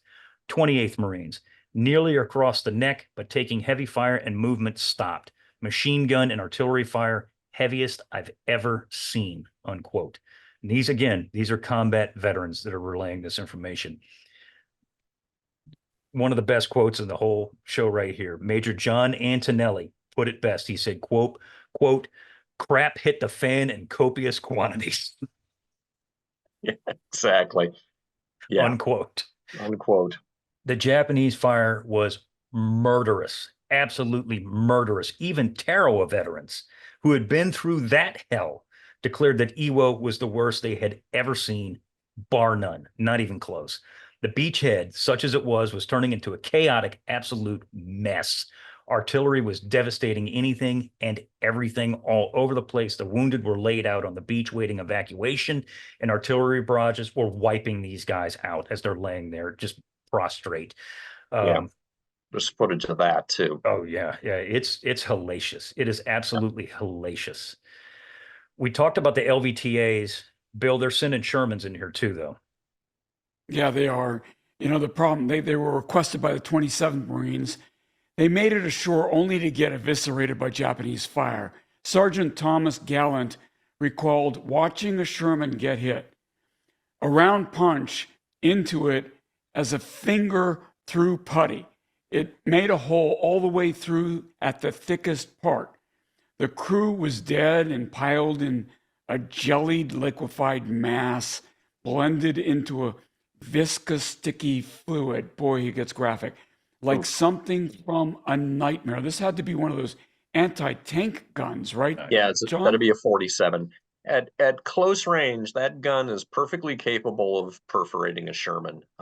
You know, the Shermans that are knocked out in the lagoon on Saipan, those are all victims of 47s. And we're going to see a lot more of this kind of stuff on Okinawa as well. At reasonably short ranges up to 500 or 600 meters, yeah, that 47 can absolutely do in a Sherman. Yeah. Well, the chaos on shore prompted Kelly Turner, who's commanding the battleships, to close the landing beaches, the first and only time that had occurred or would occur during the war. So cluttered with wreckage were the beaches that nothing, literally nothing, could get in or out. The, excuse me, the logjam ashore had to be cleared before more men and material could come ashore. For nearly 2 hours, the beaches remained closed as the Japanese fire continued to rain down. Kelly Turner was, of course, commanding the amphibious troops, not the battleships. But the point is, he's trying to get closer to shorten the transit distance in and out of the beaches, Seth. Kelly Turner actually has to close the beach, I think, 3 times on D-Day because of the absolute. Yeah, and that's what it is. And again, the footage, you'll see it, I'll show it. I mean, you can hardly move for all the junk that's on the beach. And I say junk because it's all like wrecked Higgins boats, LVTs, Jeeps, all kinds of, I mean, it looks like a junkyard. It really does. Yeah. Nothing can get in, nothing could get out. This is the point where we were talking about earlier, where the beach master's job got really hard. Yeah. It's just conflagration here. All right, so finally at 1458, the situation clears somewhat, allowing the 5th Marine Division's 26th Marines to land. Still, these guys who are fresh, as they were, waded into a morass of wreckage and twisted bodies. Heavy fire continued to pour in on the beaches 4 hours after H hour, and these guys are absolutely cut to ribbons. Bill, tell us about the 5th Division's 27th Marines and their task here. Well, Seth, they were assigned the task of cutting the head off the snake that was Suribachi. So again, down here, they're supposed to go like this, right across the island. And so specifically, 227, 2nd Battalion 27, 227 was to cut across the narrow neck of the island. One of those Marines was your old buddy, Jim Goodrich, Seth. Jim had been at Guadalcanal with Lima Company 3-6 and had been at Tarawa as well. Now, one of the 5th's battle-hardened cadre, here he was on Iwo Jima, a machine gun squad leader being tasked with running across the island and closing off the volcano from the rest of Kuribayashi's defensive network. And here's a quote from him. "Crawling on my belly, it sure seemed like a long way across," he said. "We caught a lot of casualties going through there. We caught a lot of fire. In my squad, we had already lost 3 men out of 12, right? 3 out of 12. So he's 25% down, and they haven't gone across yet. Long way or not, Goodrich was among the first to bring his Marines across that neck. Some of the only Marines to accomplish their D-Day mission." That's pretty incredible, Seth. It is. It really is. Yeah. I remember he was with me on Iwo. That's actually where I met him and his grandson, Kevin Selden, who's probably listening to this. Hey, Kevin, if you are. But I remember we were standing on the top of Suribachi looking down. And he even Where said, the bus had brought you, right? Yes. Yeah, where the bus. Indeed. Indeed. He's looking down, and he even said, he says, it doesn't look that far now, but it was a damn, it was a long way to go then. Um, and that's key, is that these are among the, literally among the only guys to accomplish their D-Day mission, such as the fire that is being put on these people. And it's not to say that, squad. Did their whole company make it, or just the squad? They did. No, Okay. they got their people across there, and they wind up cutting it off right then and there. But they're just a small pittance. I'm not saying that they were any better than anybody else. I'm just saying that they were one of the only ones to accomplish their mission on D-Day. Such was the defensive fire of the Japanese. So, I mean, that'll tell you something. You got 2 full Marine divisions landing here, and there's only a handful of units that accomplished their mission on D-Day. That's how serious this situation is.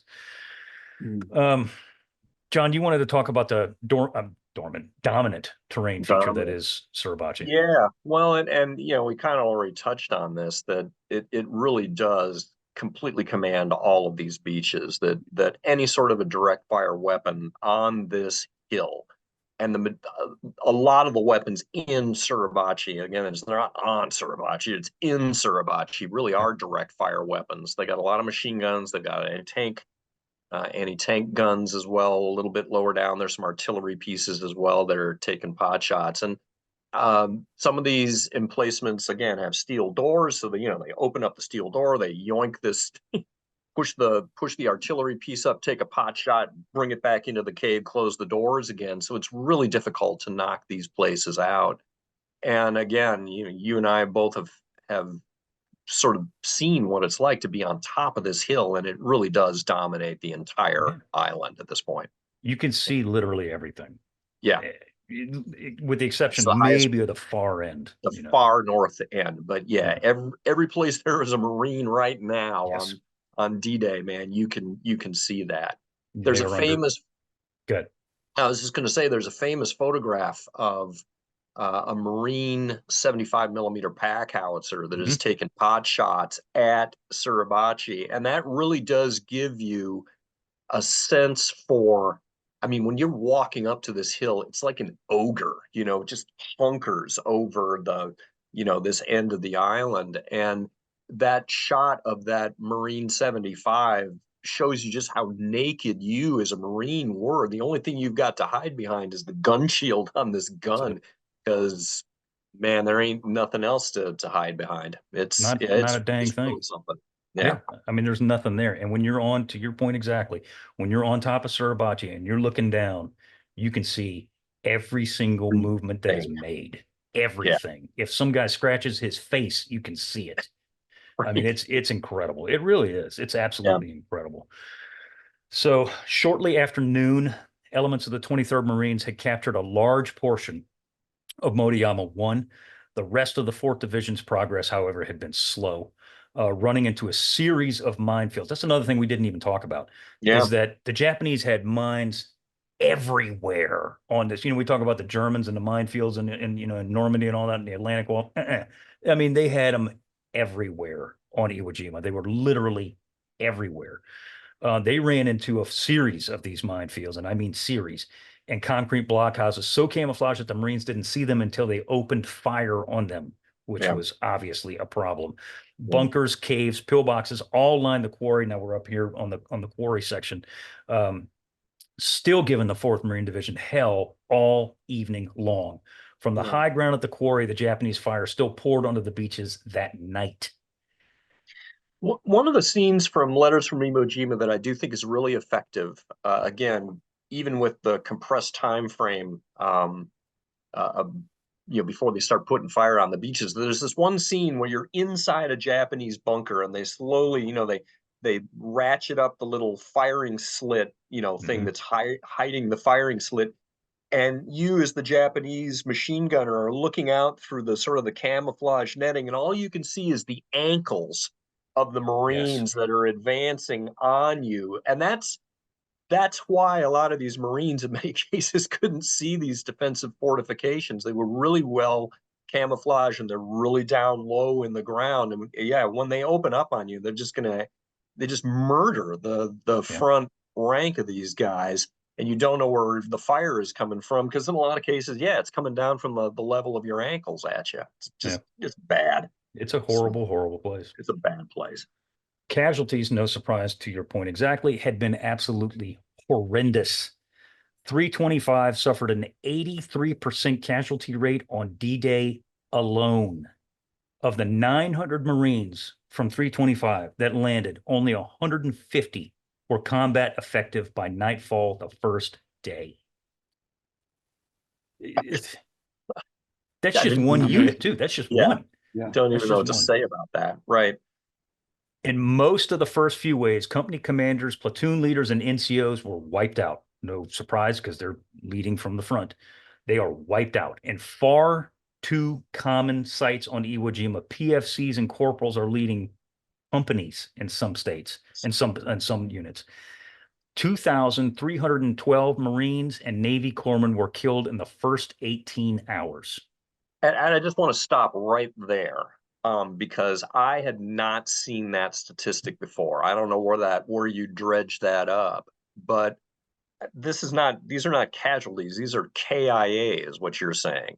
Correct. The total butcher's bill for this battle, fast forward, is going to be 6,921 Americans are going to be KIA as a result of this thing, KIA, MIA. So that means that the first third of that butcher's bill is experienced in the first 18 hours of this campaign. Correct. That just blew me away. I had no idea that the casualty rate on D-Day was as bad as it was. But that gives you a real sense for just how devastating the initial fires that Kuribayashi fired, brings down on these landing waves is.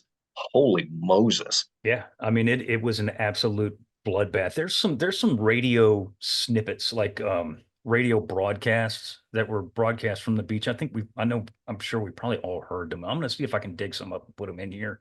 Mm-hmm. When the radio commentators, for lack of a better term, are talking, and they're talking on the beach or near the beach, you can hear in the background, you can hear this. I mean, it sounds like hail hitting a metal roof, and it's gunfire. And I mean, God knows who cares. But I mean, it's just the amount of noise behind these guys who are trying to, broadcast their, up to the minute report, if you will. It's unreal. And that's just a small little window in time right there. It's unbelievable, the amount of fire that's going on through here. Yeah. So, Bill, there is a unit specifically, Easy Company, 2nd Battalion, 28th Marines. And we got to talk about these guys because they play a huge role in what we're going to finish talking about this day. Tell us about these guys and the 28th Marines specifically. Well, Seth, these are the guys who were tasked with conquering the heights of Mount Suribachi, a daunting task to be sure. The dormant volcano was honeycombed with caves and hidden gun positions. Pre-landing and post-landing naval gunfire and marine artillery had been hammering Suribachi, so there's all these divots that now become obstacles as you're trying to get up the mountain. And as you might know, Seth, if you had walked up the mountain instead of taking a bus, getting up there not under fire is difficult. Getting up there under fire is darn near impossible. So it's up to Lieutenant Colonel Harry Liversedge's Marines to capture what they called hot rocks. Before his Marines lay 70 camouflage bunkers at the volcano's base, and these positions would have to be knocked out one by one before the looming mass could ever be assaulted. That started on D+1. Torrents of marine artillery and naval gunfire fell on the base of Suribachi as Liversedge mounted his first assault against the estimated 2,000 Japanese inside the volcano. 2,000 inside the volcano. So at 0830, Seth, it begins. Colonel Chandler Johnson, who's a name you're going to hear for the rest of this episode. His men are the guys that are at the tip of the spear. Almost as soon as these guys take off, they come under withering fire. Johnson, who's one book, I forget which one, it's in my bag back here, described him as pudgy, almost fat. which is You don't see a lot of those. no, you Yeah. don't. You Yeah, don't. I don't. But this guy had a set of cojones on him. He in the middle of all this fire, as a lot of we've talked about it before, these fiery leaders, no pun intended, are. He gets up, walks in plain view of the Japanese in the middle of all this fire, and he yells, quote, "It's a hell of a day and a hell of a place to fight this goddamn war. Let's go," unquote. Just getting his people moving. And he was one of these guys too, Chandler Johnson, that again, all good leaders are, was absolutely loved by his men. They had no tank support, none. They paid a heavy price in going through there. By mid-morning, the Marines had advanced a scant 70 yards. They started off at 8:30, so this is by, let's just say 10:30, so 2 hours ish. Yeah. 70 yards. Shortly after noon, the Shermans finally arrived and began taking out the Japanese emplacements one by one. Particularly effective were the flame-throwing Shermans that the Marines named the Ronson Lighters, or Zippos for obvious reason. There's footage of these things too, and we actually have one here in our museum. It's these Shermans can spit out flame at like 60 yards or 70 yards, something like that. 50 to 60 yards is pretty common. And what makes that so attractive is your average flamethrower operator has got this thing on his back. I mean, you don't have nearly the range on that thing. You got to get up real close. But these larger tank mounted units have got a much longer range. And so, yeah, you can just kind of stand off and smoke these things. We first started using these, of course, on Peleliu, I believe. Anyway, yeah, so. they're an integral part of the Marine kit by this time. We're going to be compressing the capture of Suribachi here, but the listener needs to remember that this took place over the course of it takes 4 days to do this whole thing. And the first part, it's not really a frontal drive. What we've got to do is we've actually got to get troops around the base of this thing to completely cut it off. And so there's elements that are actually moving around both sides of the mountain's base, as well as starting to work their way up the flanks as well. But there are a lot of gun emplacements and bunkers that are, of course, sited to fire right up the axis of the island. And so, while you're trying to take these positions out along the base of the hill, you've got to deal with the direct fire from all of these various emplacements. And they're throwing it down. They're throwing it down all day long. The Shermans, the Ronson Lighters, if you will, seemed to be the tipping point, because by the end of the day, the Marines had gained some like 225 yards, which doesn't sound like a lot, but when you've only gained 70, 225 is some significant progress. It's a good day. Yeah. Casualties had been high, and the estimate that was worked out is that one fallen Marine for every yard of ground had been gained. One Marine had been not necessarily killed, but wounded or incapacitated to some degree. One Marine for every yard of ground that had been gained. Yeah. And a lot of the Japanese emplacements too, what we're having to do here is, we're either going to smoke them out, or in many cases we're gonna blast them in. Bury them, use a satchel charge or something like that, and just, get rid of this emplacement that way. I remember the first time we were walking up there, my wife Margaret was with me, and you go up the road, it goes up these switchbacks to get to the top. And I was just kind of struck, and I told her, at this very moment, you are walking over the graves of dozens of Japanese soldiers who are still entombed in this hill, because we literally just, blew them into their cave and knocked the entrance out and just left them in there to starve to death. Now, in many cases, though, too, these bunkers were interconnected. And so it really is proper to think of Suribachi as a beehive, and that you would think that you would get rid of this particular emplacement, but actually those dudes could lateral out through the tunnel that goes through the back and end up at another place, so it really is a multi-headed hydra kind of effect, trying to get rid of this. It really is. And I mean, and they're all mutual, well, not all, but most of them are mutually supporting too. Right. So, I mean, just because you knock one out doesn't mean that your boy on the left is, he's going to bring it down too. So, I mean, it's just, it's a hellhole is an accurate description of it. Yeah. So D+3 was socked in by pouring rain and gale force winds. And again, the wind on Iwo is nasty. It is nasty because there's nothing to break it. There's nothing to break that wind. Air support was non-existent initially, but Navy and Marine aircraft did make their way through the heavy weather to deliver napalm at Suribachi's base as the attack moves forward. Chandler Johnson's 228 was making progress towards the base of the slope, albeit slowly. This is where Easy Company comes in. At the tip of the spear was E-228, led by my old friend, retired Colonel Dave Severance. Severance had spread his men out, waiting behind knocked-out bunkers as American mortar fire dropped in on the Japanese positions. You're going to recognize a lot of names here. One of Severance's men, Donald Rule, a Montana cowboy, crouched next to Sergeant Hank Hansen and waited for the barrage to lift. Rule was a guy, I remember Dave telling me, he lived in trouble. Like, he was one of these Marines that, like, it didn't matter what he did. Dude always did something to irritate his company commander, who was Dave Severance, always was in trouble of some sort. By D-Day, however, Rule had proved that he was one of these new guys. He'd proved his worth. In a one-man charge against the Japanese blockhouse, Rule killed 9 Japanese, dragged a wounded buddy to safety through 40 yards of open country, and spent the night in a Japanese machine gun nest whose original occupant he killed with a K-bar. As the barrage lifted, Rule and Hansen moved out. Bill, tell us what happens next. So making their way towards the base, Rule and Hansen worked together, knocking out Japanese positions. Taking fire from another position, they both hit the deck. Rule raised his head and heard the hiss of a lit grenade. Seeing it drop 6 feet from his buddy Hansen, Rule yelled, "Grenade!" and instinctively threw his body on the weapon, absorbing its entire force and saving Hank Hansen in the process.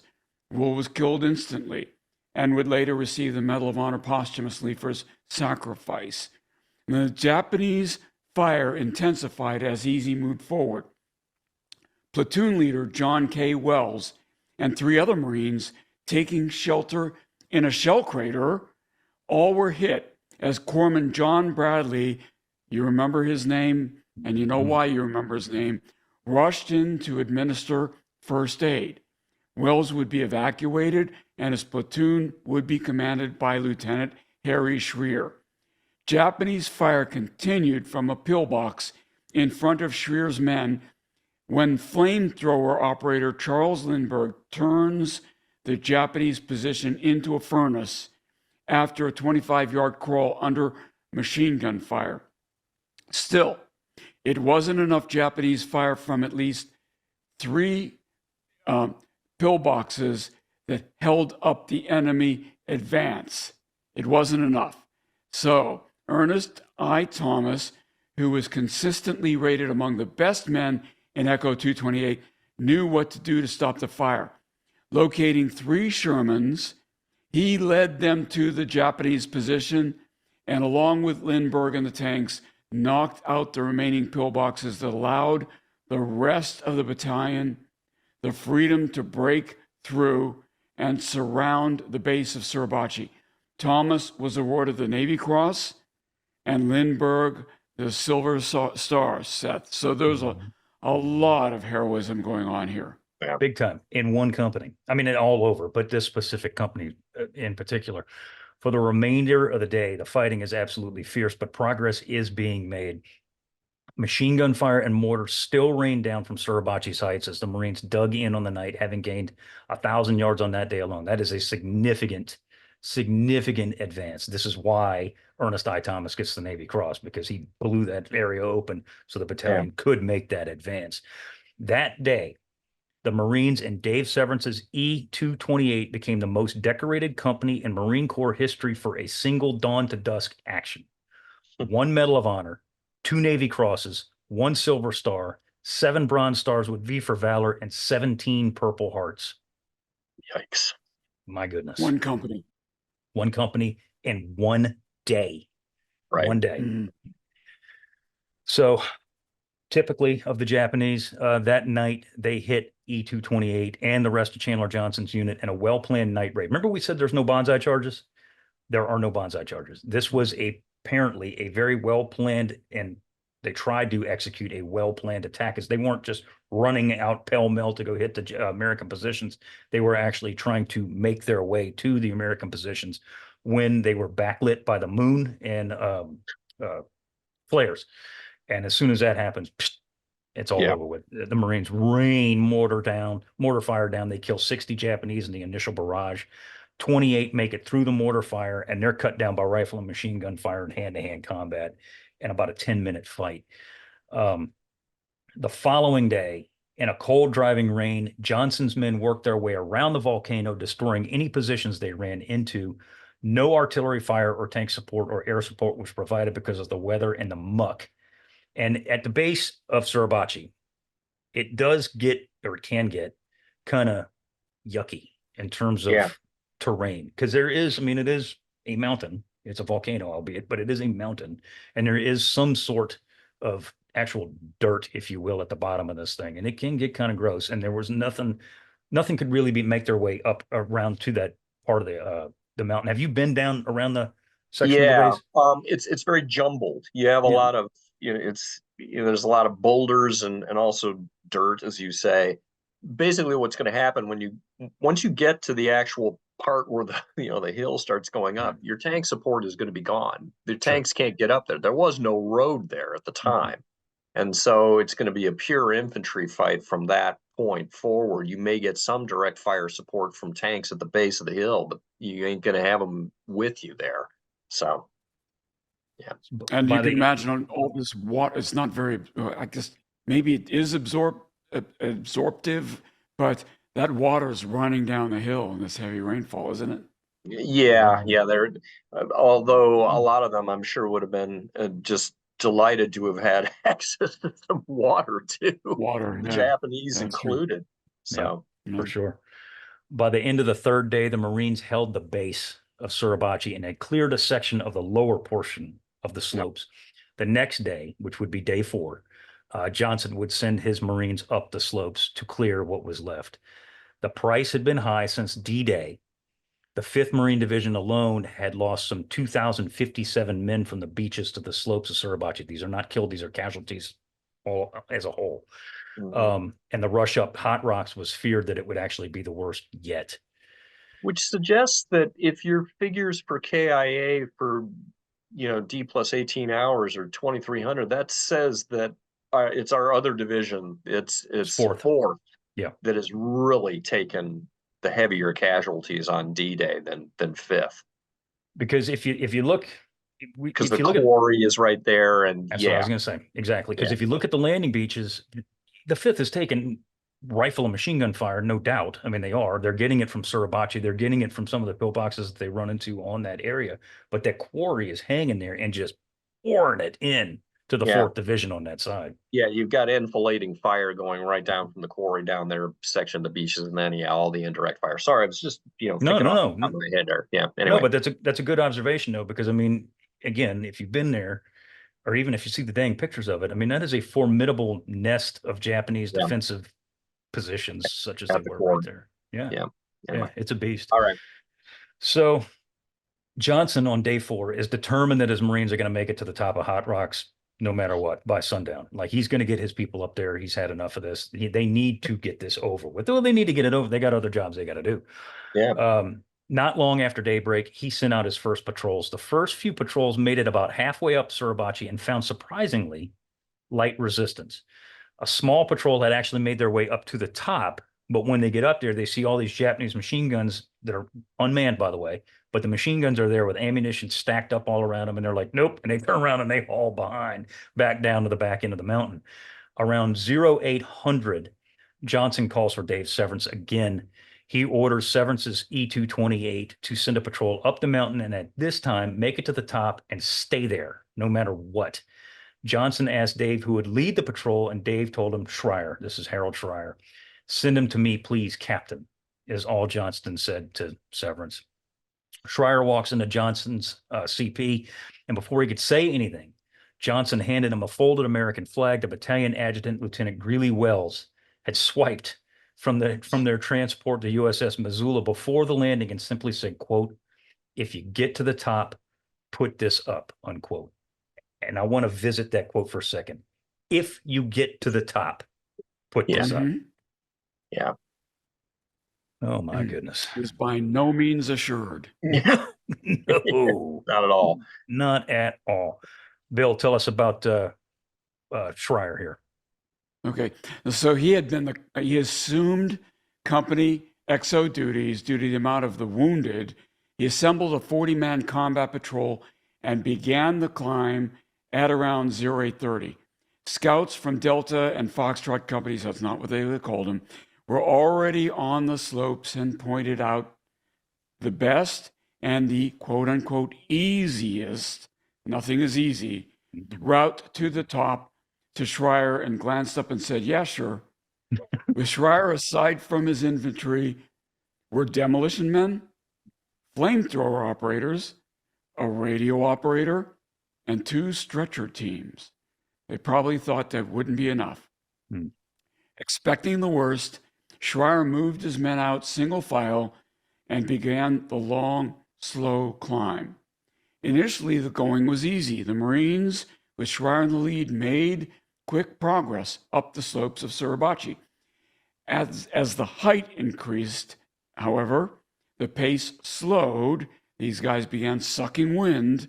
This is a hard climb, and the men had to take several breaks. Say that again, Seth? I said John would know. John would know. But I was refraining there. I was like, I'm not going to say the bus word. I'm not going to say the bus word. Good discipline. Good discipline. Good. So as they stopped, Schreier sent out flankers to protect the men who as yet not received any enemy fire at all. Dead Japanese were all around them. Some blown apart by shell fire. Others clearly had been shot during the 4-day battle. But not a single live enemy was seen. And John, you put this is really weird. Yeah, I'm just trying to get my head around that. Why is that? And I mean, to an extent, it's easier to defend horizontal ground because I could put multiple defensive emplacements that have mutually supporting fields of fire. When that terrain goes vertical, though, in one sense, if you've got an enemy that's just, literally outside the door, it's kind of harder to see them when the terrain goes vertical. But I'm astonished by the lack of resistance that there was to this probe. And I'll point out, though, that the direct fire from offshore bombardment is much more effective on the mountain than it is on flat terrain, right? That's a good point. point. That may account for some of it. Right. Yeah, that if, the Japanese stick their heads out and try to actually, be physically on this hill, every bosun's mate in every ship, off the every gunner's mate. Yep. Kaboom. So target. Yeah, target. Yeah, that may well account for some of this, but it really is interesting. I'm not saying that they walk, to the top or dance to the top, but they do get up there relatively easily, and it's a little baffling. Yeah, they really do. Go ahead, Bill. What I was going to say is the ships offshore, sailors watch through binoculars as the men snake their way up the volcano. And I'm going to interject here to say, I'm going to kill a myth. Remember, Spruance is on the Indianapolis, his command ship, and many of my friends, you had a bunch of friends who were ashore during this battle. All the Indianapolis survivors were friends of mine. And I heard several of them say, we watched the flag go up on Suribachi. They did not. They were something like 200 miles away refueling when this was happening. So it was one of my sad duties to actually try to confirm that report. And it turns out they couldn't have seen it. But anyway, go ahead. So these sailors on other ships who were watching these guys go ashore, they were engaging them. Indeed. And that's what we were talking about before. There's LSTs that are now dumping their cargo ashore on these landing beaches. And there's sailors watching this stuff because like what you were saying before, John, even when you're on the beach at Suribachi, when you're on the beach at Iwo and you're looking up at Suribachi, especially then it was barren, you can see any kind of movement that's going up that hill, anything at all. And there are guys literally offshore in the destroyers that are really close inshore. They're sitting there, with their binoculars. They're watching this, and it's Yeah. like reality TV. It's like watching a football game because they're expecting these guys to get wiped out as they're going Yeah. up there, and they're just ambushed and wiped out. yeah. Right. So around 10:15, Schreier pokes his head up over the top of the crater on Suribachi's tip. He expects to see, Japanese sitting there waiting on him. There's nothing there. Mm-hmm. Not a soul to be seen. Not a single shot had been fired during their ascent up the hill. Schreier signaled the rest of his men to hustle, and they scurried the rest of the way up and scoured the top of the volcano for any Japanese. In short order, there are some Japanese that start coming out. A gentleman named Harold Keller, who you're going to hear his name again in a minute, who was a former Marine raider and veteran of Bougainville, was the first guy to see him. He was a BAR man. He emptied a magazine on 3 Japanese as they emerged from a cave on Suribachi's side, yelled, and ran towards Keller. A short firefight ensued once they get up to the top of the mountain, in which all of the Japanese were killed and the Marines sustained no casualties. This is just Schreier's 40-man patrol that is engaging in this firefight up here. After the firefight, Schreier ordered 2 men to find something to raise the flag that he had been carrying on. A 7-foot section of water pipe was found on the top of the volcano, and Schreier, Hank Hansen, and Charles Lindbergh tied the flag to it with Boots Thomas. It's Ernest Thomas. That was his nickname. Boots Thomas. He helped them, and they hauled Old Glory up. So, this is the first flag raising. Obviously, there are 2. Contrary to popular belief, we did not raise the flag to say, "Yay, it's our flag." It was a signal. The island has been taken. Exactly. Right. Not at all. No. It was a signal to let Johnson know, Colonel Chandler Johnson know, that the patrol had made it to the top. We made it. And yeah, that's all it was. That's all it was, because they had a radio, but they didn't have enough wire to get all the way back down and communicate. So, which is kind of odd, because there's a man who brings comms wire up there in a little bit to establish a communication post. But that's all it was. It wasn't any kind of victorious thing. It was so Johnson, who's sitting there watching with binocs, sees him and the flag goes up, and he's like, "Okay, all right, we got the heights now." That's what that meant. That's all that meant. So as they're going up there and they raise this flag, this is one of those instances in American history that you can't help but be proud of this. You cannot help but be proud of this instant. There's guys who are watching, as we said, this patrol climb the hill. And there's guys offshore, there's guys onshore who are watching this spectacle unfold. And when that little flag goes up, the place goes bananas. It really does. It honestly does. Ships are blowing their horns and their whistles, and it's like pandemonium, because this is day 5 now. Day 4 of the assault on Suribachi, but day 5 of the operation. It's been a horror show from the minute it started. This is the one symbol of good progress. We've got the heights. The flag is up there. People just go absolutely bananas over this. Marine Corps photographer Lou Lowry had gone up with Schreier's patrol, and he snapped a few pictures of the moment. I've got most of these pictures. I'll show them here in the video here. They're awesome. Just absolutely awesome. Yep. So remember we talked about the Japanese. Where the heck are the Japanese? Well, you're sitting on top of them. There's probably 1,000 or more Japanese that you're now on top of the beehive, and they're all underneath you. Yeah, Merry Christmas. Yeah. So all this noise. When the hullabaloo starts, they too are like, something is afoot. And a number of them take this opportunity to make their presence known. I was just going to say that the top of Suribachi is not a very big place, and I'm trying to just sort of mentally measure it in my mind. I would say it is no more than 30 yards across, maybe something like that.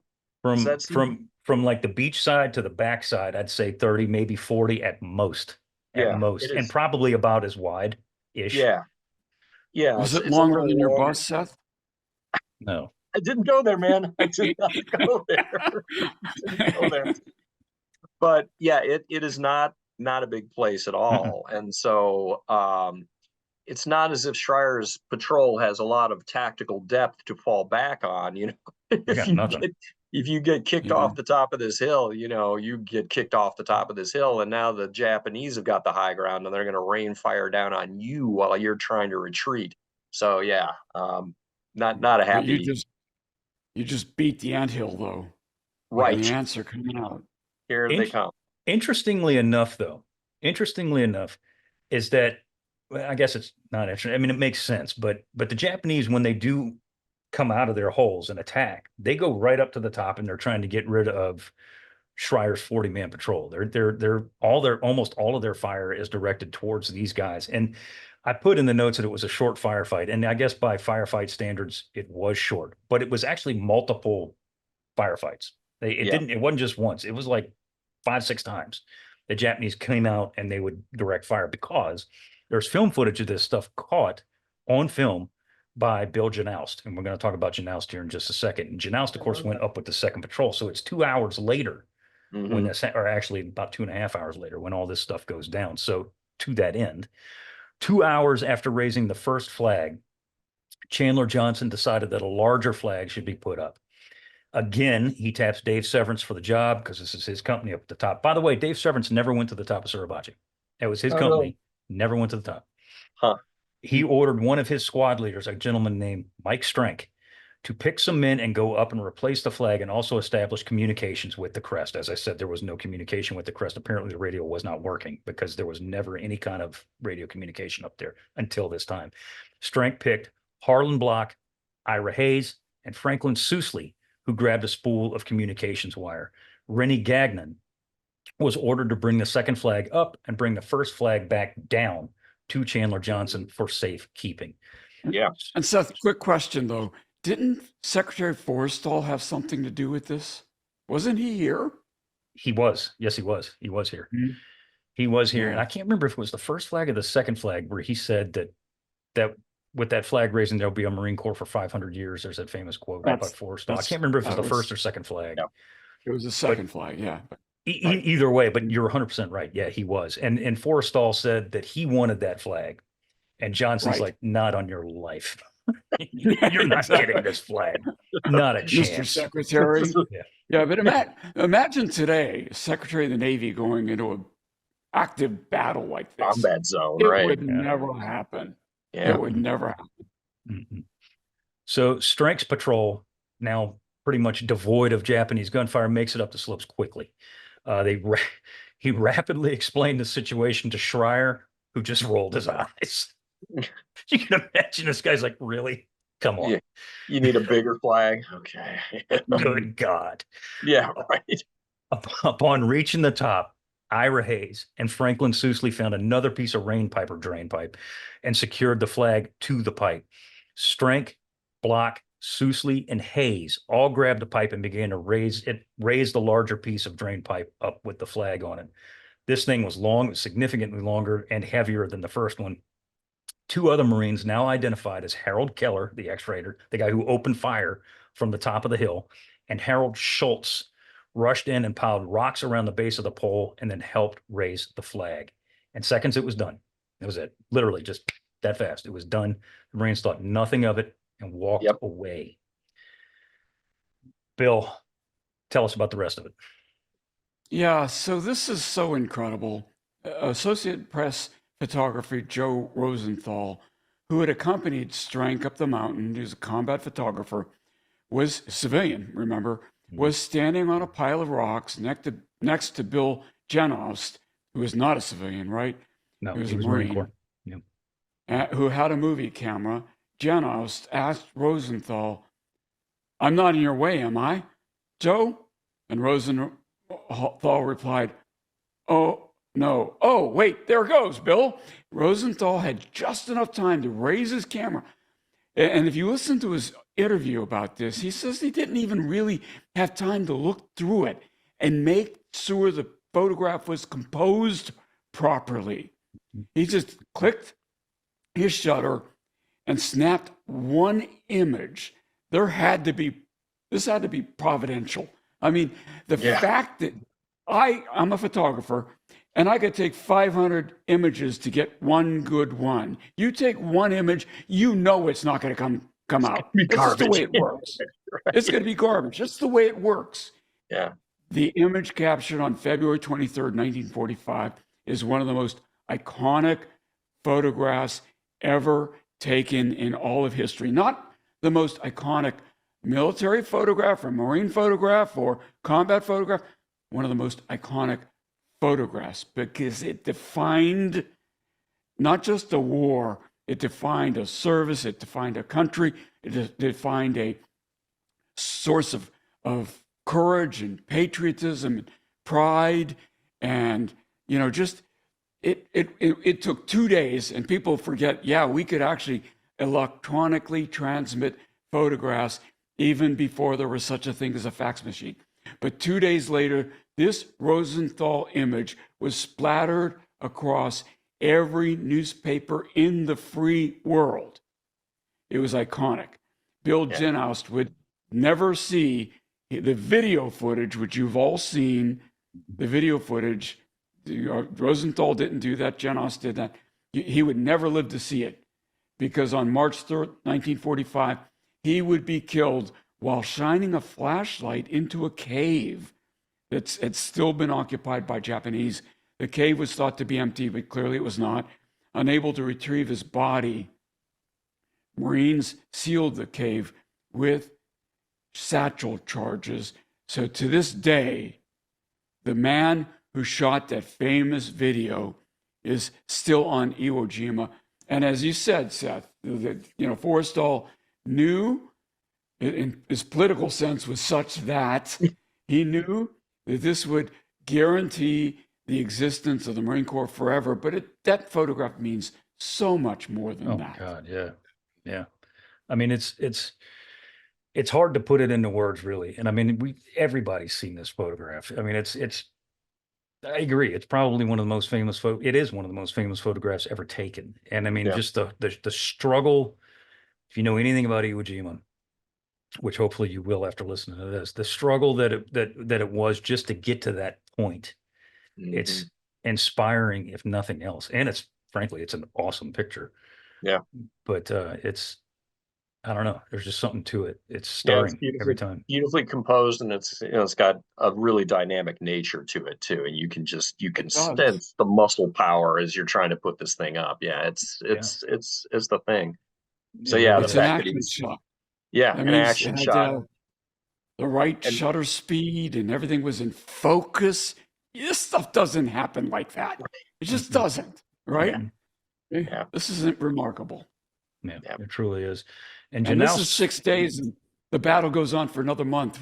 We're not going to kill the rest of that problem. You know, I think in the popular conception, people look at that picture like, oh, the battle was over. It's like, no, my dudes, we're just at the beginning of this meat grinder. That's the downer of this whole thing is we've got another month plus. We do need to talk about the fact that some of these guys were misidentified initially and sent on.